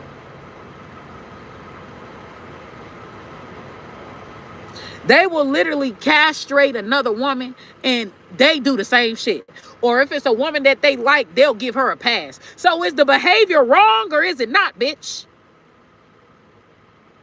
Because you can't crucify another woman for behavior, but when it's your bestie or when it's a bitch that you want to be a groupie to, it's a pass. She gets a pass for doing the same exact thing. So you don't really care about the behavior in of itself. You just want to attack that bitch because you're jealous of her.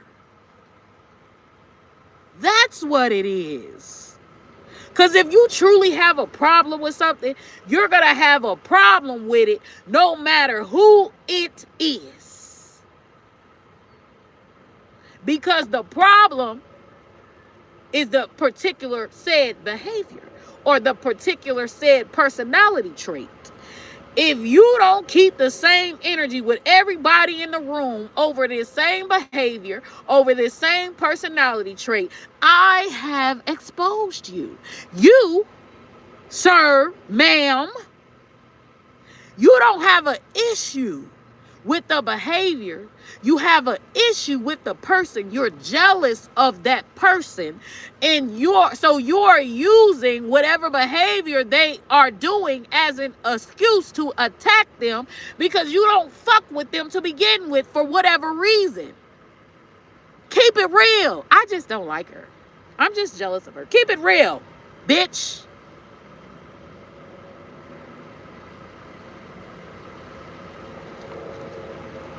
It says protect your peace. Your calm is sacred. Choose silence over chaos. Not everything deserves a reaction. So what I'm getting here, right, is People are villainizing you or demonizing anything that you do simply because they just don't like you. Like, for whatever reason, they don't like you. They're jealous of you. So if somebody else were to do the exact same shit that you doing, they wouldn't have a problem with it because either they're a groupie or they're a lapdog to that person. They're a kiss ass. Or they cool with them. They like them. So somebody is going to be making mountains out of molehills over something that you're doing, pal, too, because they don't like you. So they don't really care about the fact of whatever it is that they're bitching about. It's just that they don't like you. So it's an excuse to attack you. Okay?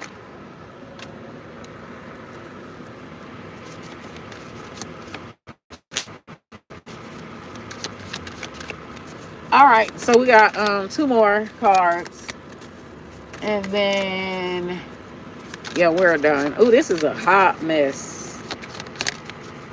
Backstage talk. Yeah, it's a lot of smear campaign or like people just taking turns like evil eyeing you, black magic, black spell work, wishing bad on you, like taking turns at basically talking shit about you. Like it's a lot of group chatter talking shit about you. Men, women, like stirring it up in a cauldron. All right? Cursing you, hexing you with their words, with their malicious gossip. Okay? Wow.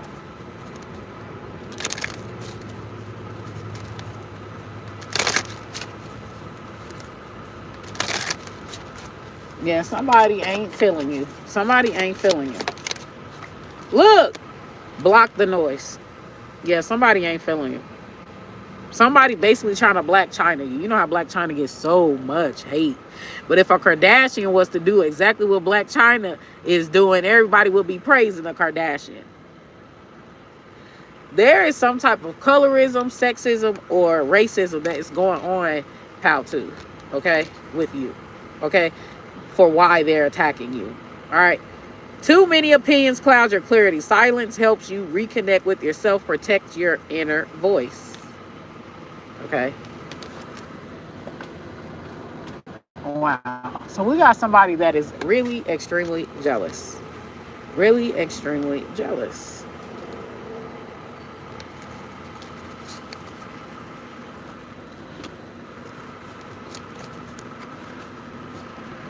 Some of these energies, you could do the exact same thing that they do, but it's okay when they do it, but they bitch and moan when you do it. It's because it's you.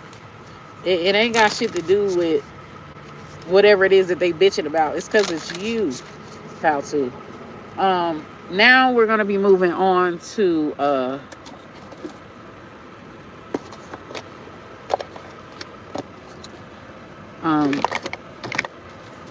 I don't know what happened to my pen.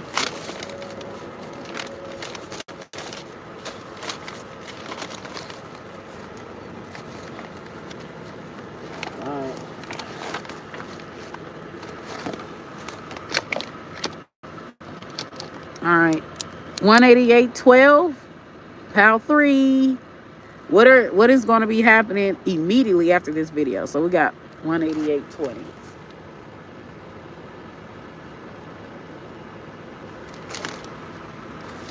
So pal 3. Ooh, man. What's going to be happening immediately after pal 3 get to watching this video? What's going to get happening? That's a mess, y'all. Sometimes rejection is God protection. It's good not to be chose, okay? You could even, like, pal 3 find out about like a murder, a domestic murder, like somebody getting murdered or somebody in prison for like either domestic battery or for murdering this person. Like, but the girl never leaves. Or the girl never leaves. Like, how many humiliation rituals do you have to go through before you like get the hint that like just leave, girl? She never leaves. First he cheat on you with half the time. You take her back. You keep her. Then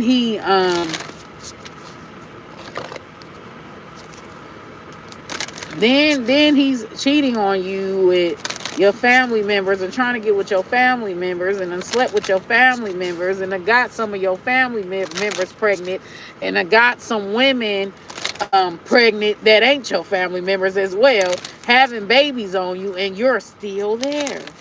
What, like, he even sucking some dick now and you're still there. I'm telling y'all, women are the one that's desperate, not men. It's women. They're desperate.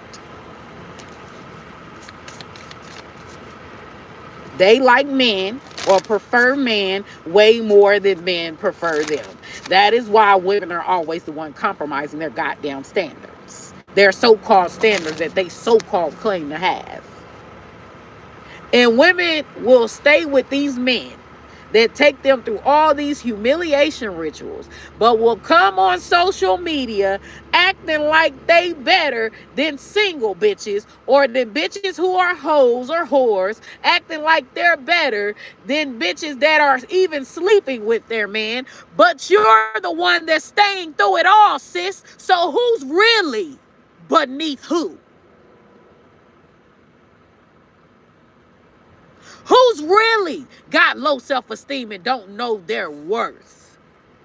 It's you, bitch. The one that stays through it all. Humiliation ritual after humiliation ritual, you still won't leave that nigga. He done beat your ass, beat your eye in, and you still won't leave that nigga. He done financially abused you, and you still won't leave that nigga. He'll take your money to go do dope and go do money and go do drugs and go spend that money on another bitch, and you still won't leave that nigga. Coming on social media, trying to ask strangers to help you find a way to stay with a nigga who constantly takes you through humiliation rituals while you sit up there and lie to yourself and say you better than a side bitch and say you above all the women that ain't married and say you above all the bitches that's single, all the bitches that's out here hoeing.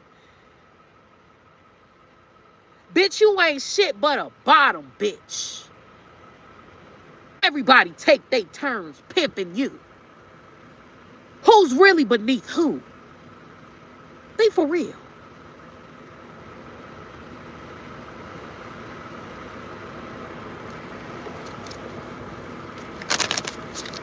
Be for real. Now moving on to pal 3. A motherfucker hell-bent on trying to, this could be the story of a female boss, because it's definitely a woman. This could be the story of a female boss or a woman that your baby daddy is with. Someone that is really trying to make you feel like you're not good enough or that you're less than. This could be even your own mother, okay? And maybe you don't know this about her, but this is the skeletons, okay?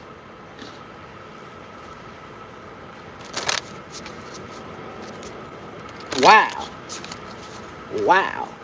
Immediately after this reading, calling on, that's why I fuck with Goddess Lilith and Goddess Jezebel, because they are going to tell you, they ripping off the band-aid, the skin, getting straight to the bone.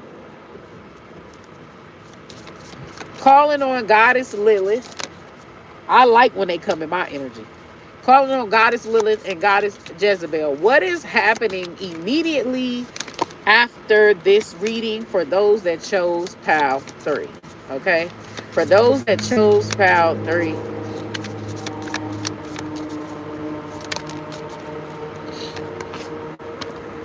Mother of air. Your energy is mother of air boundaries.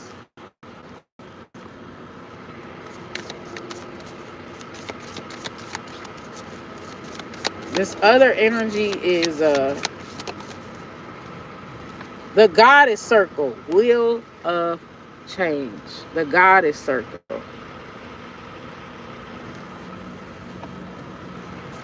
Okay.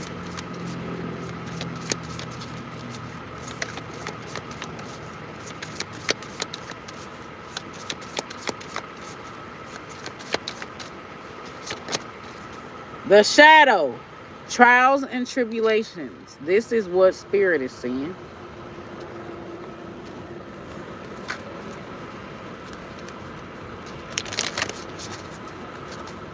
Somebody, I'm honestly, with that trials and tribulation for what Spirit is saying, because they're considering all sides of the story, like, it seems like somebody is on a high horse and they don't feel like that they can be brought down. Okay, like somebody is not listening, like they feel like they're just overly confident or overly arrogant. Okay,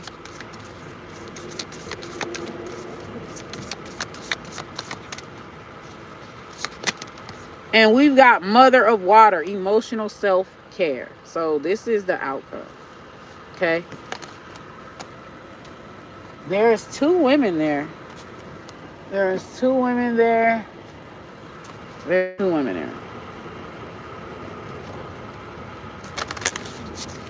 So this could be dealing with two women, an air sign, a water sign woman, but there's two women there.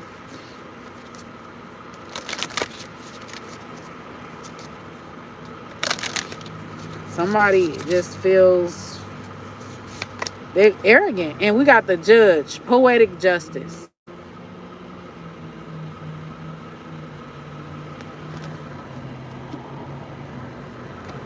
Yeah, somebody is really under the impression that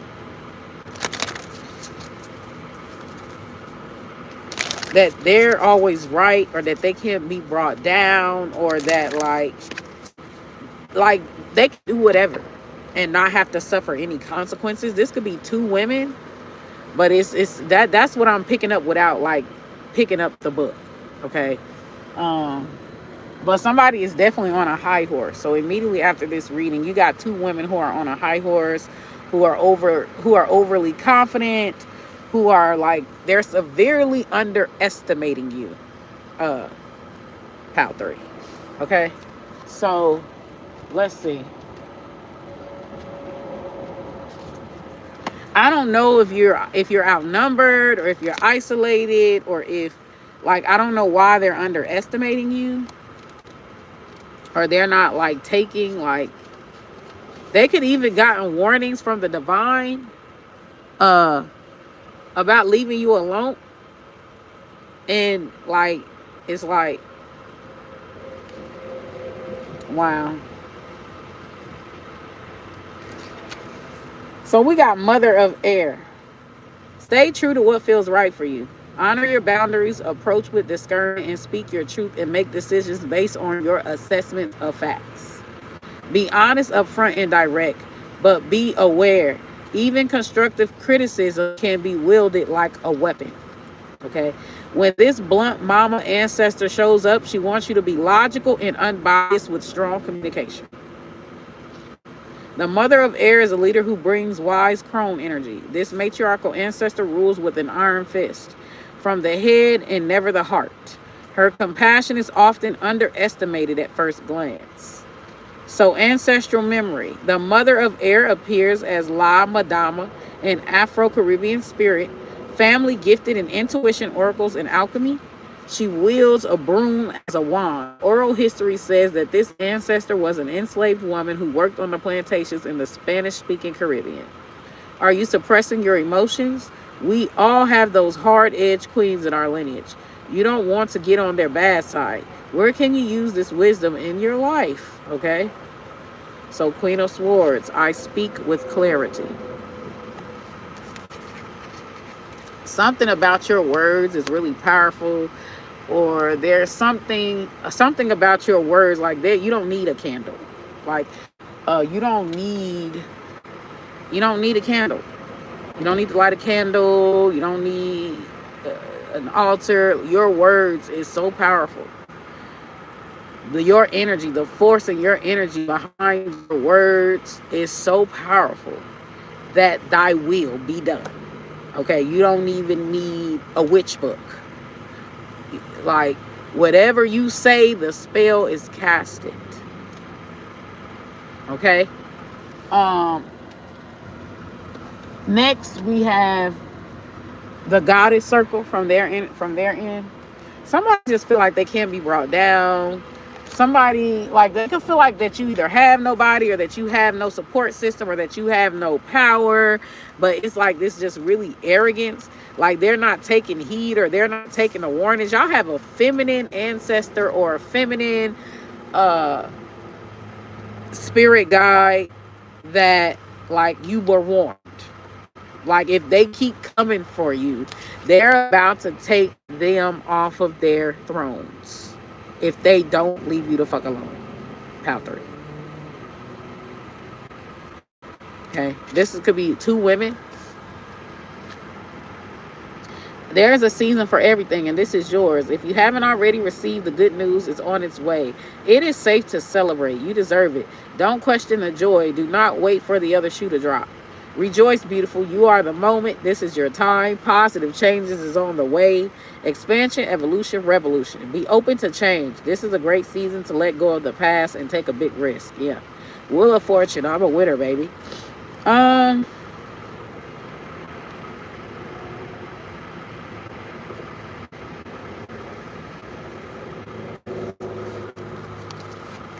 Somebody's throne is about to be taken if they don't leave you alone. Like, if they don't take the message from your ancestor spirit guides, they are about to be dethroned by the great God, by the great Almighty. But there's something about these energies where they feel like they cannot be touched. The reason why I'm saying this is because of the shadow card, trials and tribulations. That's why I'm saying this. Okay, this is number 18. That's a very dark card. So somebody feels like that, who gonna check me? Who, if I keep messing with pile 3, who gonna check me? You get what I'm saying? So it says, watch your back, caution, danger up ahead. This is a time of illusions. If they tell you the sky is blue, check. Dishonesty, deception, and uncertainty are in the air. Like, this person, it could be blatantly lying about you, or blatantly trying to railroad you, like, in the justice system or legally. Like, it's actually going to hold up. Like, somebody is far delusional, far removed. They feel like they're blatant with their corruption. They don't think that it's going to be checked. Okay, they don't think that they're going to be in trouble. Somebody could, because of you, somebody will end up losing their job or end up being fired because of you, pile 3. Okay, if they tell you the sky is blue, check. Dishonesty, deception, or uncertainty is in the air. Trust your intuition. Your inner voice is screaming to get your attention. There is more to the situation that meets the eye. Okay, somebody is definitely trying to railroad you. So immediately after this reading, someone is trying to railroad you, but, like, it's frivolous, base claims. Like, well, we can't do anything about that. What do you want us to do? Like somebody feels like they could just do whatever. Like, they don't have to follow the rules. They don't have to follow the protocols. They don't have to. So they're feeling like their title or people liking them is enough to ruin you or block you or bully you, or, you get what I'm saying? Like, your ancestor has been warning them. Their whole entire kingdom is about to be smited. Okay, their businesses is about to be shut down. They're about to be dealing with a lot of reporting abuse. Somebody is going to report them and they're going to lose their jobs. Like, a lot of moon magic, a lot of that will be done. Some of these energies could get caught in a house fire, right?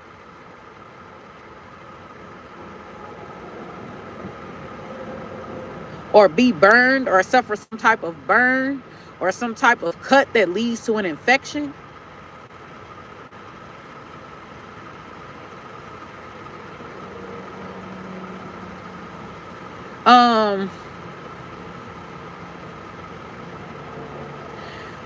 Whatever has been done to you that they've been doing to you is about to be done to them tenfold. So if they've been being a monitoring spirit, right? creating false legal claims or creating false, like it's about to be done to them. Okay, if they, whatever they wanted for you, homelessness, job loss, money loss, they never wanted you to get a leg up, this is going to be their fate. This is going to be how they're going to live the rest of their life. Okay, if they have been evil eyeing your relationships, they have been evil eyeing your child, whatever they've been saying about your child, it's going to be their child. There's definitely this energy of return to sender. Immediately after this reading, like everything that's been done to you, you're going to be noticing, like if people were mocking like your pain, or was mocking or calling you faking or whatever, Pal2, right?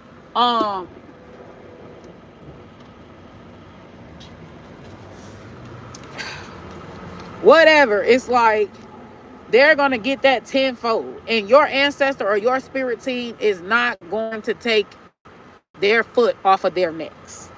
Okay, like literally everything that, if they've been hunting you, they're about to be hunted. Okay, if they've been trying to stop your upward mobility, their upward mobility is about to be stopped. Okay, if they've been eyeing your beauty and wanting you to get ugly and old and in ruin, it's going to be them. Okay,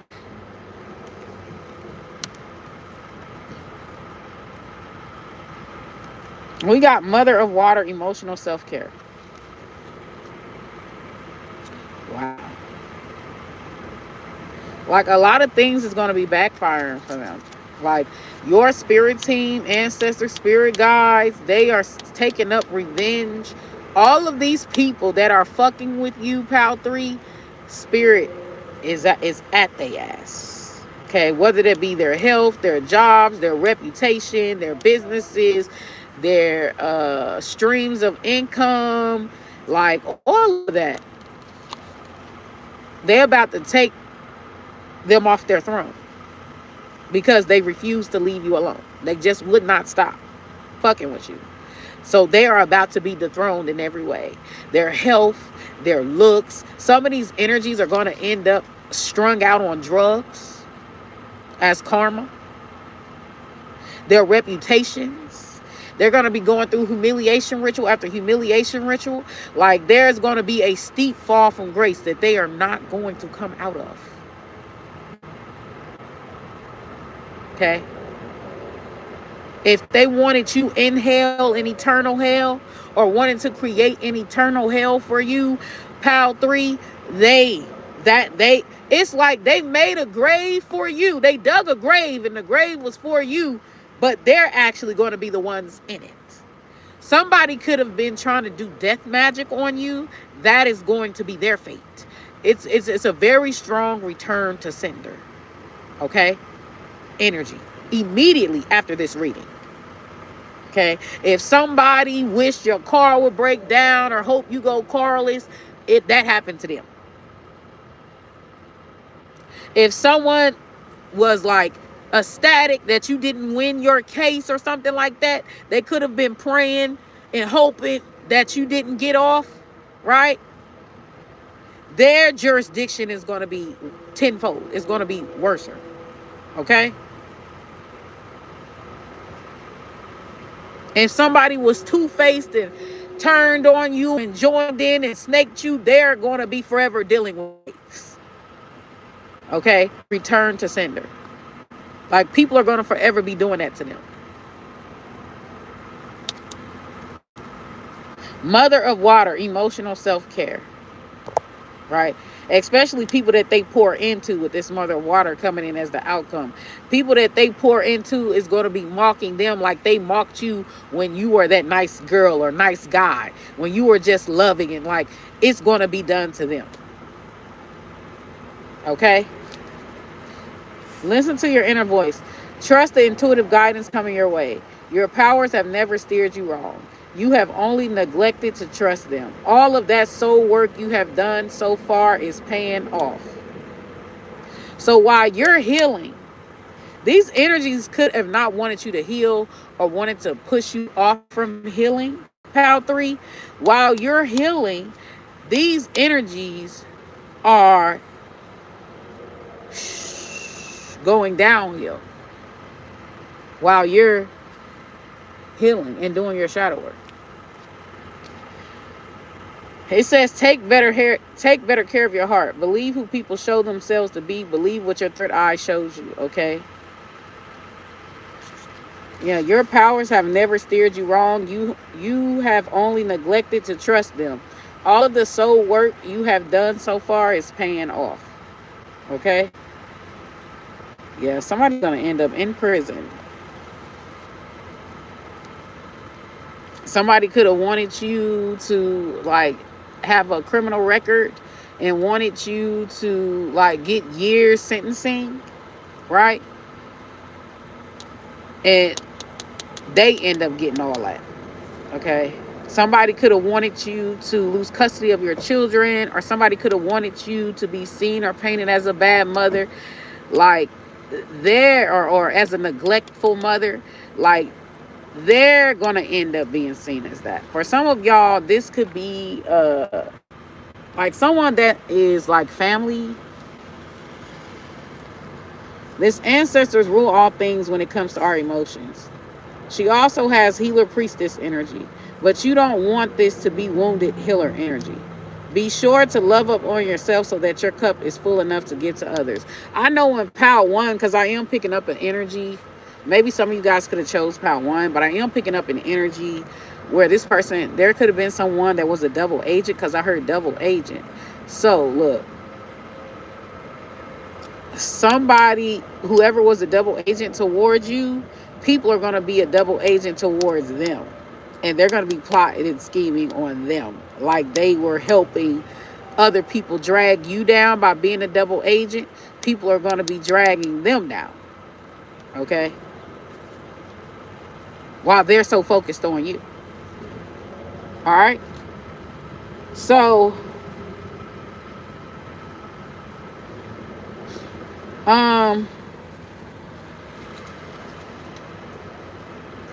be sure to love up on yourself so that your cup is full enough to give to others. All right. The mother of water finds us here as Yamaya, Yoruba, Orisha of motherly love in the ocean.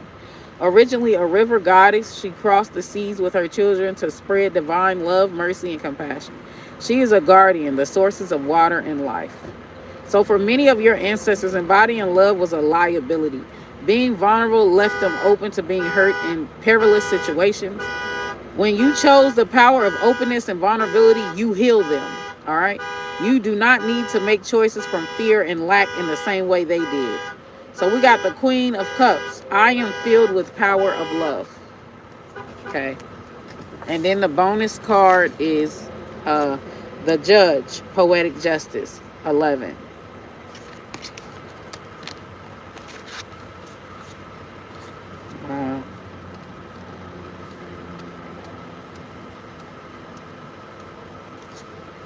If there is an important decision to be made, weigh all sides carefully.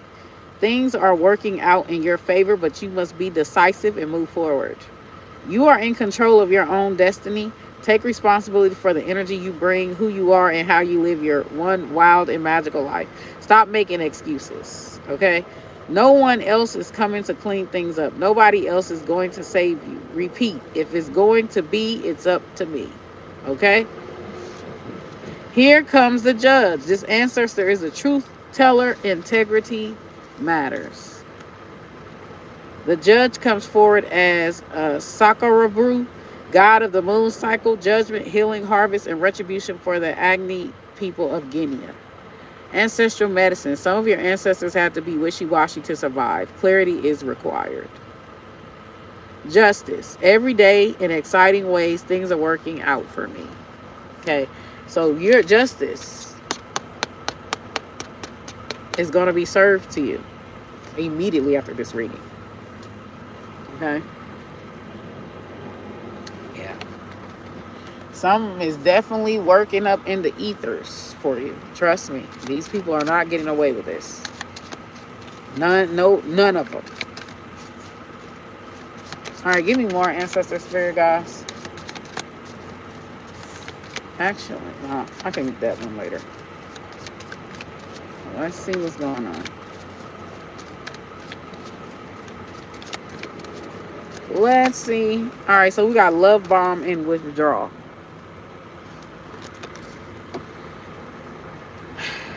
They overwhelm you with affection, then disappear without warning. This confusion cycle keeps repeating. There was this guy, okay, what this reminds me of. There was this guy. And anytime, like, what the hell? Okay. I don't know why it keeps doing that. Anytime this guy, right? Anytime that I will be mad at this guy, like, he will be more around me, right? But when I said, now watch when I go, because his mother had died. I said, watch when I go back talking to this guy, he gonna start avoiding me. But when I was angry and upset and like didn't want to talk to him, like, he noticed me more.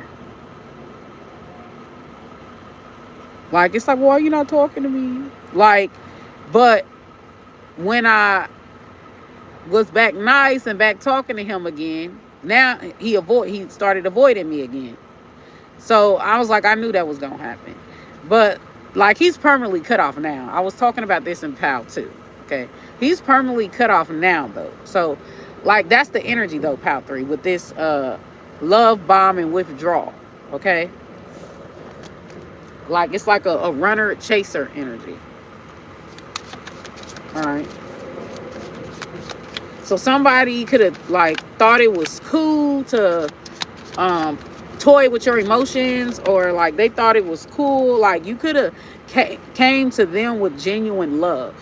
Okay, came to them with genuine openness. Okay, and they thought it was cool to berate you, or to like leave you hanging, or to make you feel like you wasn't that guy or you wasn't that girl, like to ghost you, to not text back, or like stuff like that. Okay, like, it's kind of like you were being basically how you was, like being healing, being compassionate, caring, being loving. Like, you were being painted as a lame, a simp, like, or being treated as a simp or a lame. Right?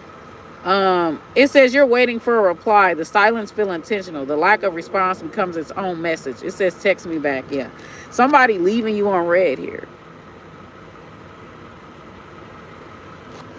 Somebody definitely had your fight and flight system going off. Okay? Somebody definitely had your fight and flight system going off. Somebody could have, which I don't understand how somebody's coming wanting to love you, wanting to treat you right. Even if you don't like that person, like, y'all could be friends. So why then do you reward somebody genuinely caring for you with humiliation rituals? You get what I'm saying? Like, or like trying to bring them down, or trying to make them feel like they're not good enough, when you could just be receptive of the energy.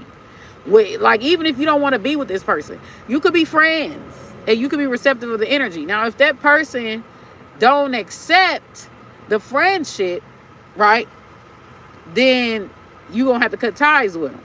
But if they do accept the friendship, right, if that's all that you want from them, then y'all good. Why answer someone that is like pure with you with berating and humiliation, like a negative reinforcement? So basically, the person should have to drag you, has to drag you and treat you like shit. So like, that's the energy. It's like when you're nice to them, warm to them, open up, and you're starting to like trust them again, that's when they pull the same bullshit. They start being dicks. They start being, so then when you're like, don't want to talk to them no more, you're angry at them, now they're being nice again. It's like y'all, and the cycle repeats like a hamster wheel. Okay? Like, it's like somebody feels like they are damaging you in some way. Like this is abuse. Okay? Someone's abusive. All right, give me more ancestor spirit, guys.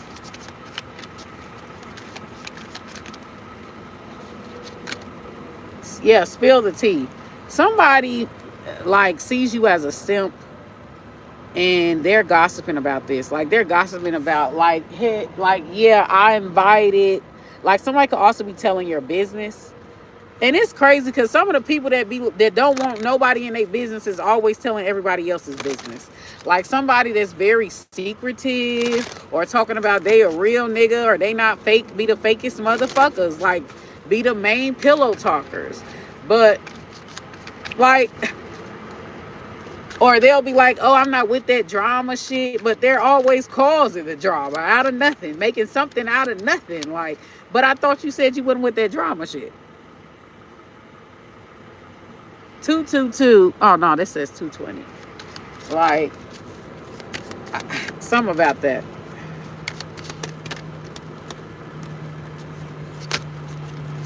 Yeah, there's somebody like laughing, snickering, like after like starving you, like they're giving you a little bit of niceness, but they breadcrumb you, they starve you, where the tiny bit of niceness seems like it's a lot and it ain't really shit.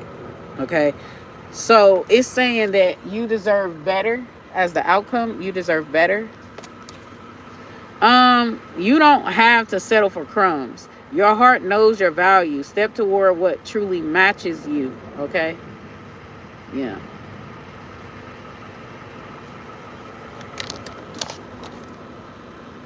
Yeah. Somebody is really, they're not shit. They're not shit, okay? But it's like they're extremely starving you, and to the point to where that tiny piece of bread that they give you seem like it's a lot, but it's not. Like this is what's happening immediately after this reading, okay? So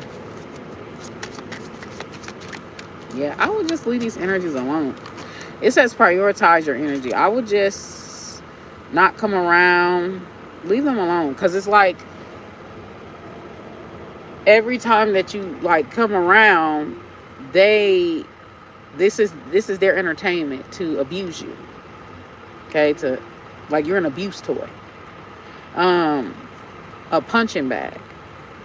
I would just leave these people alone. Not everyone deserves access to you. Your energy is precious. Choose where you place it. It just seems like it's a group of narcissistic ass people. I don't know why narcissism has came up in almost every pal. I think aside from pal 1, but this is a group of narcissistic ass people. Like a group where they like literally feed off of each other. Like they're sadists.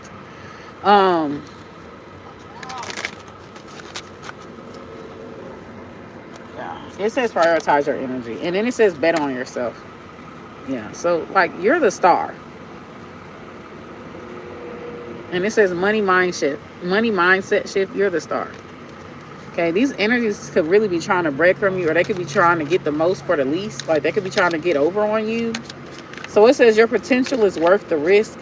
Your courage builds opportunity. You are your best investment. Yeah, so invest in yourself and stop investing in others. Invest in yourself. Okay.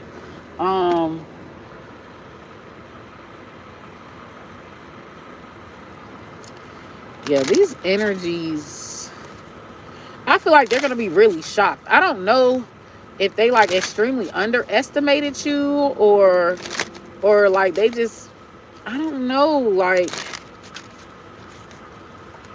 it's like you were some type of punching bag or some type of abuse toy. Like, or they thought that whatever it is that you did, they thought that it was a joke. Because we got passive shade here. So like I do tarot cards and people think it's tarot cards is a joke. Like, so when I'm pulling cards on somebody and the reading comes to pass, like they start getting scared. Because at first they thought it was a joke.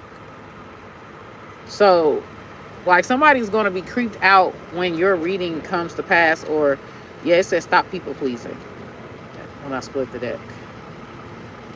Their comfort is not your responsibility. You are allowed to disappoint people. Your truth deserves space. Yeah. Yeah, so yeah.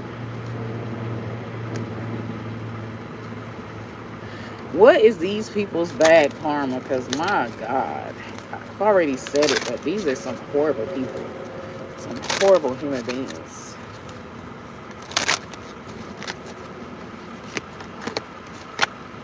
Drama loop. The same pattern keeps returning. Lessons repeat until you understand them. Notice what keeps happening again and again. So it's like a reality check. So it's kind of like the more,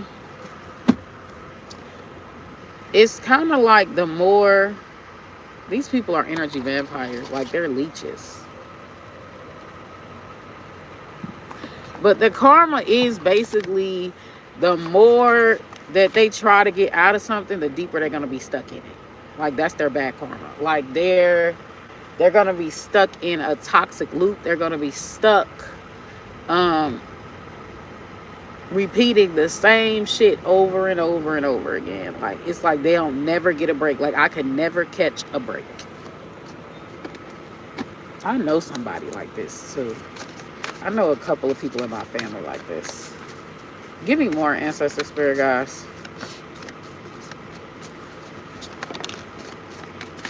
I told you they're going to be stuck in eternal hell. Your energy is enter or entrance. Okay?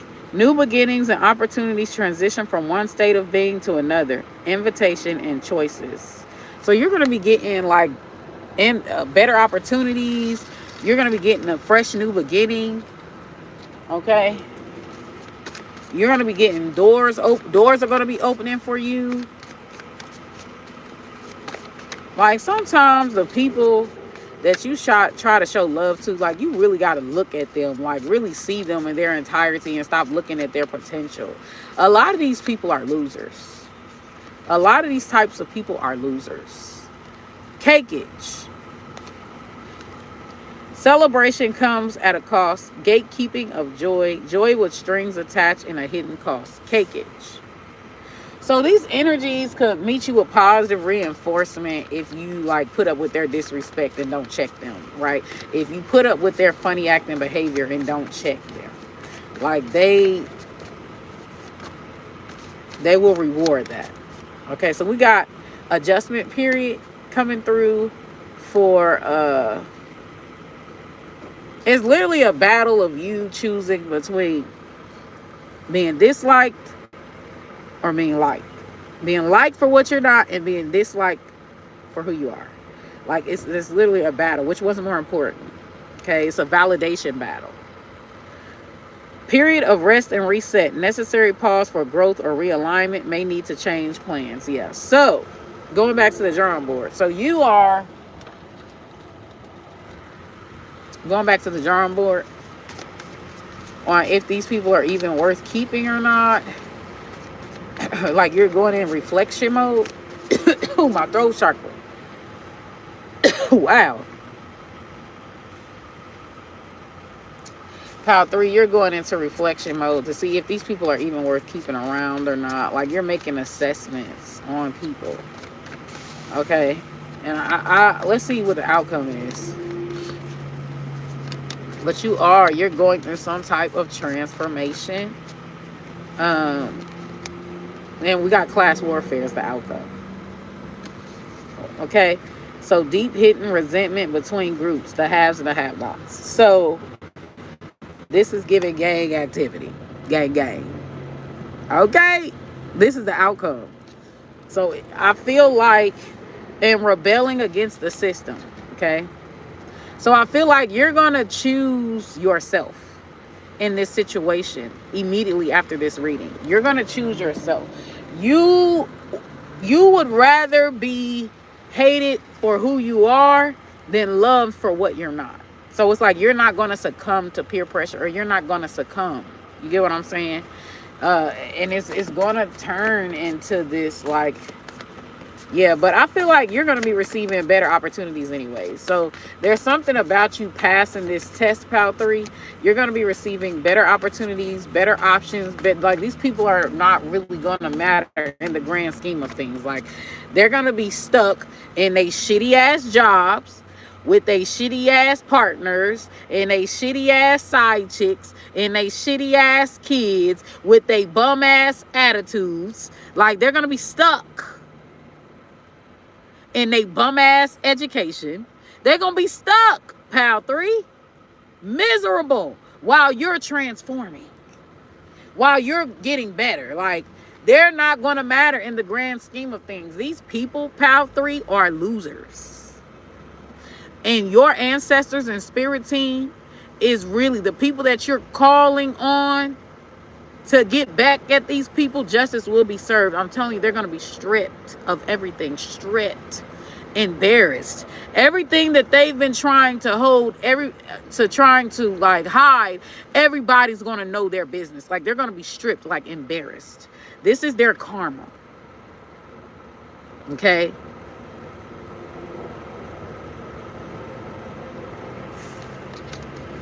And we've got deceptive and high pressure tactics to convince you of something, questionable motives.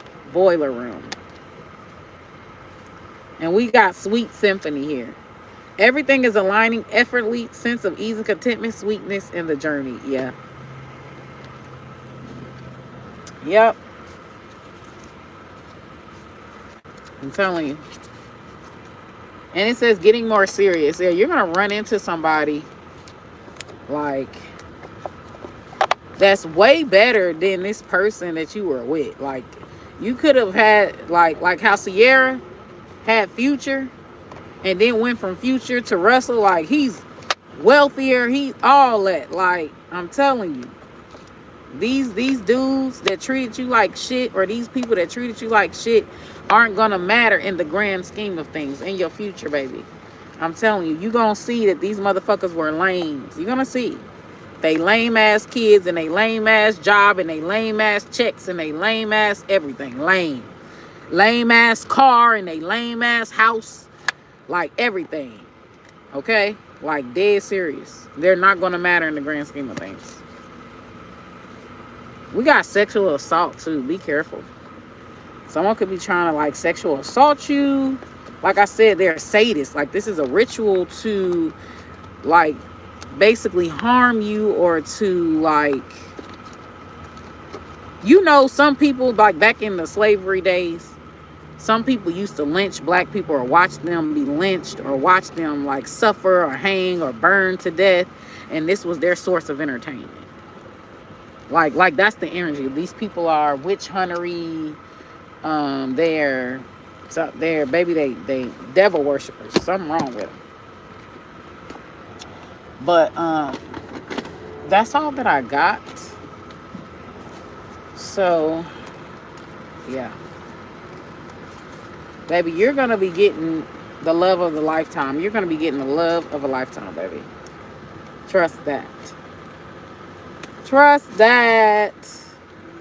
And these motherfuckers that thought of you as a simp, lame, or whatever for being genuine with them, loving, open, like, I'm telling you, very narcissistic.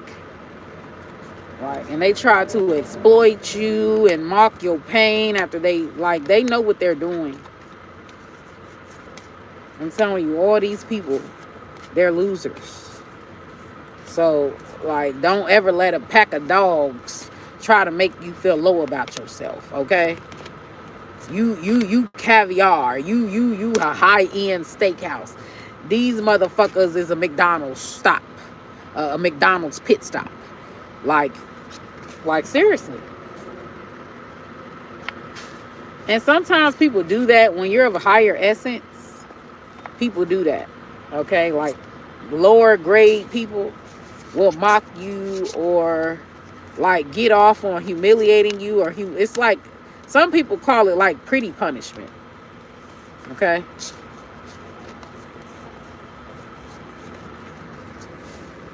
But that's all that I got. So hang in there.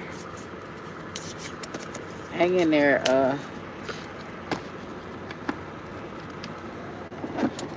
Pal 3. Every little thing. It's coming. Starting today after this reading. It's coming.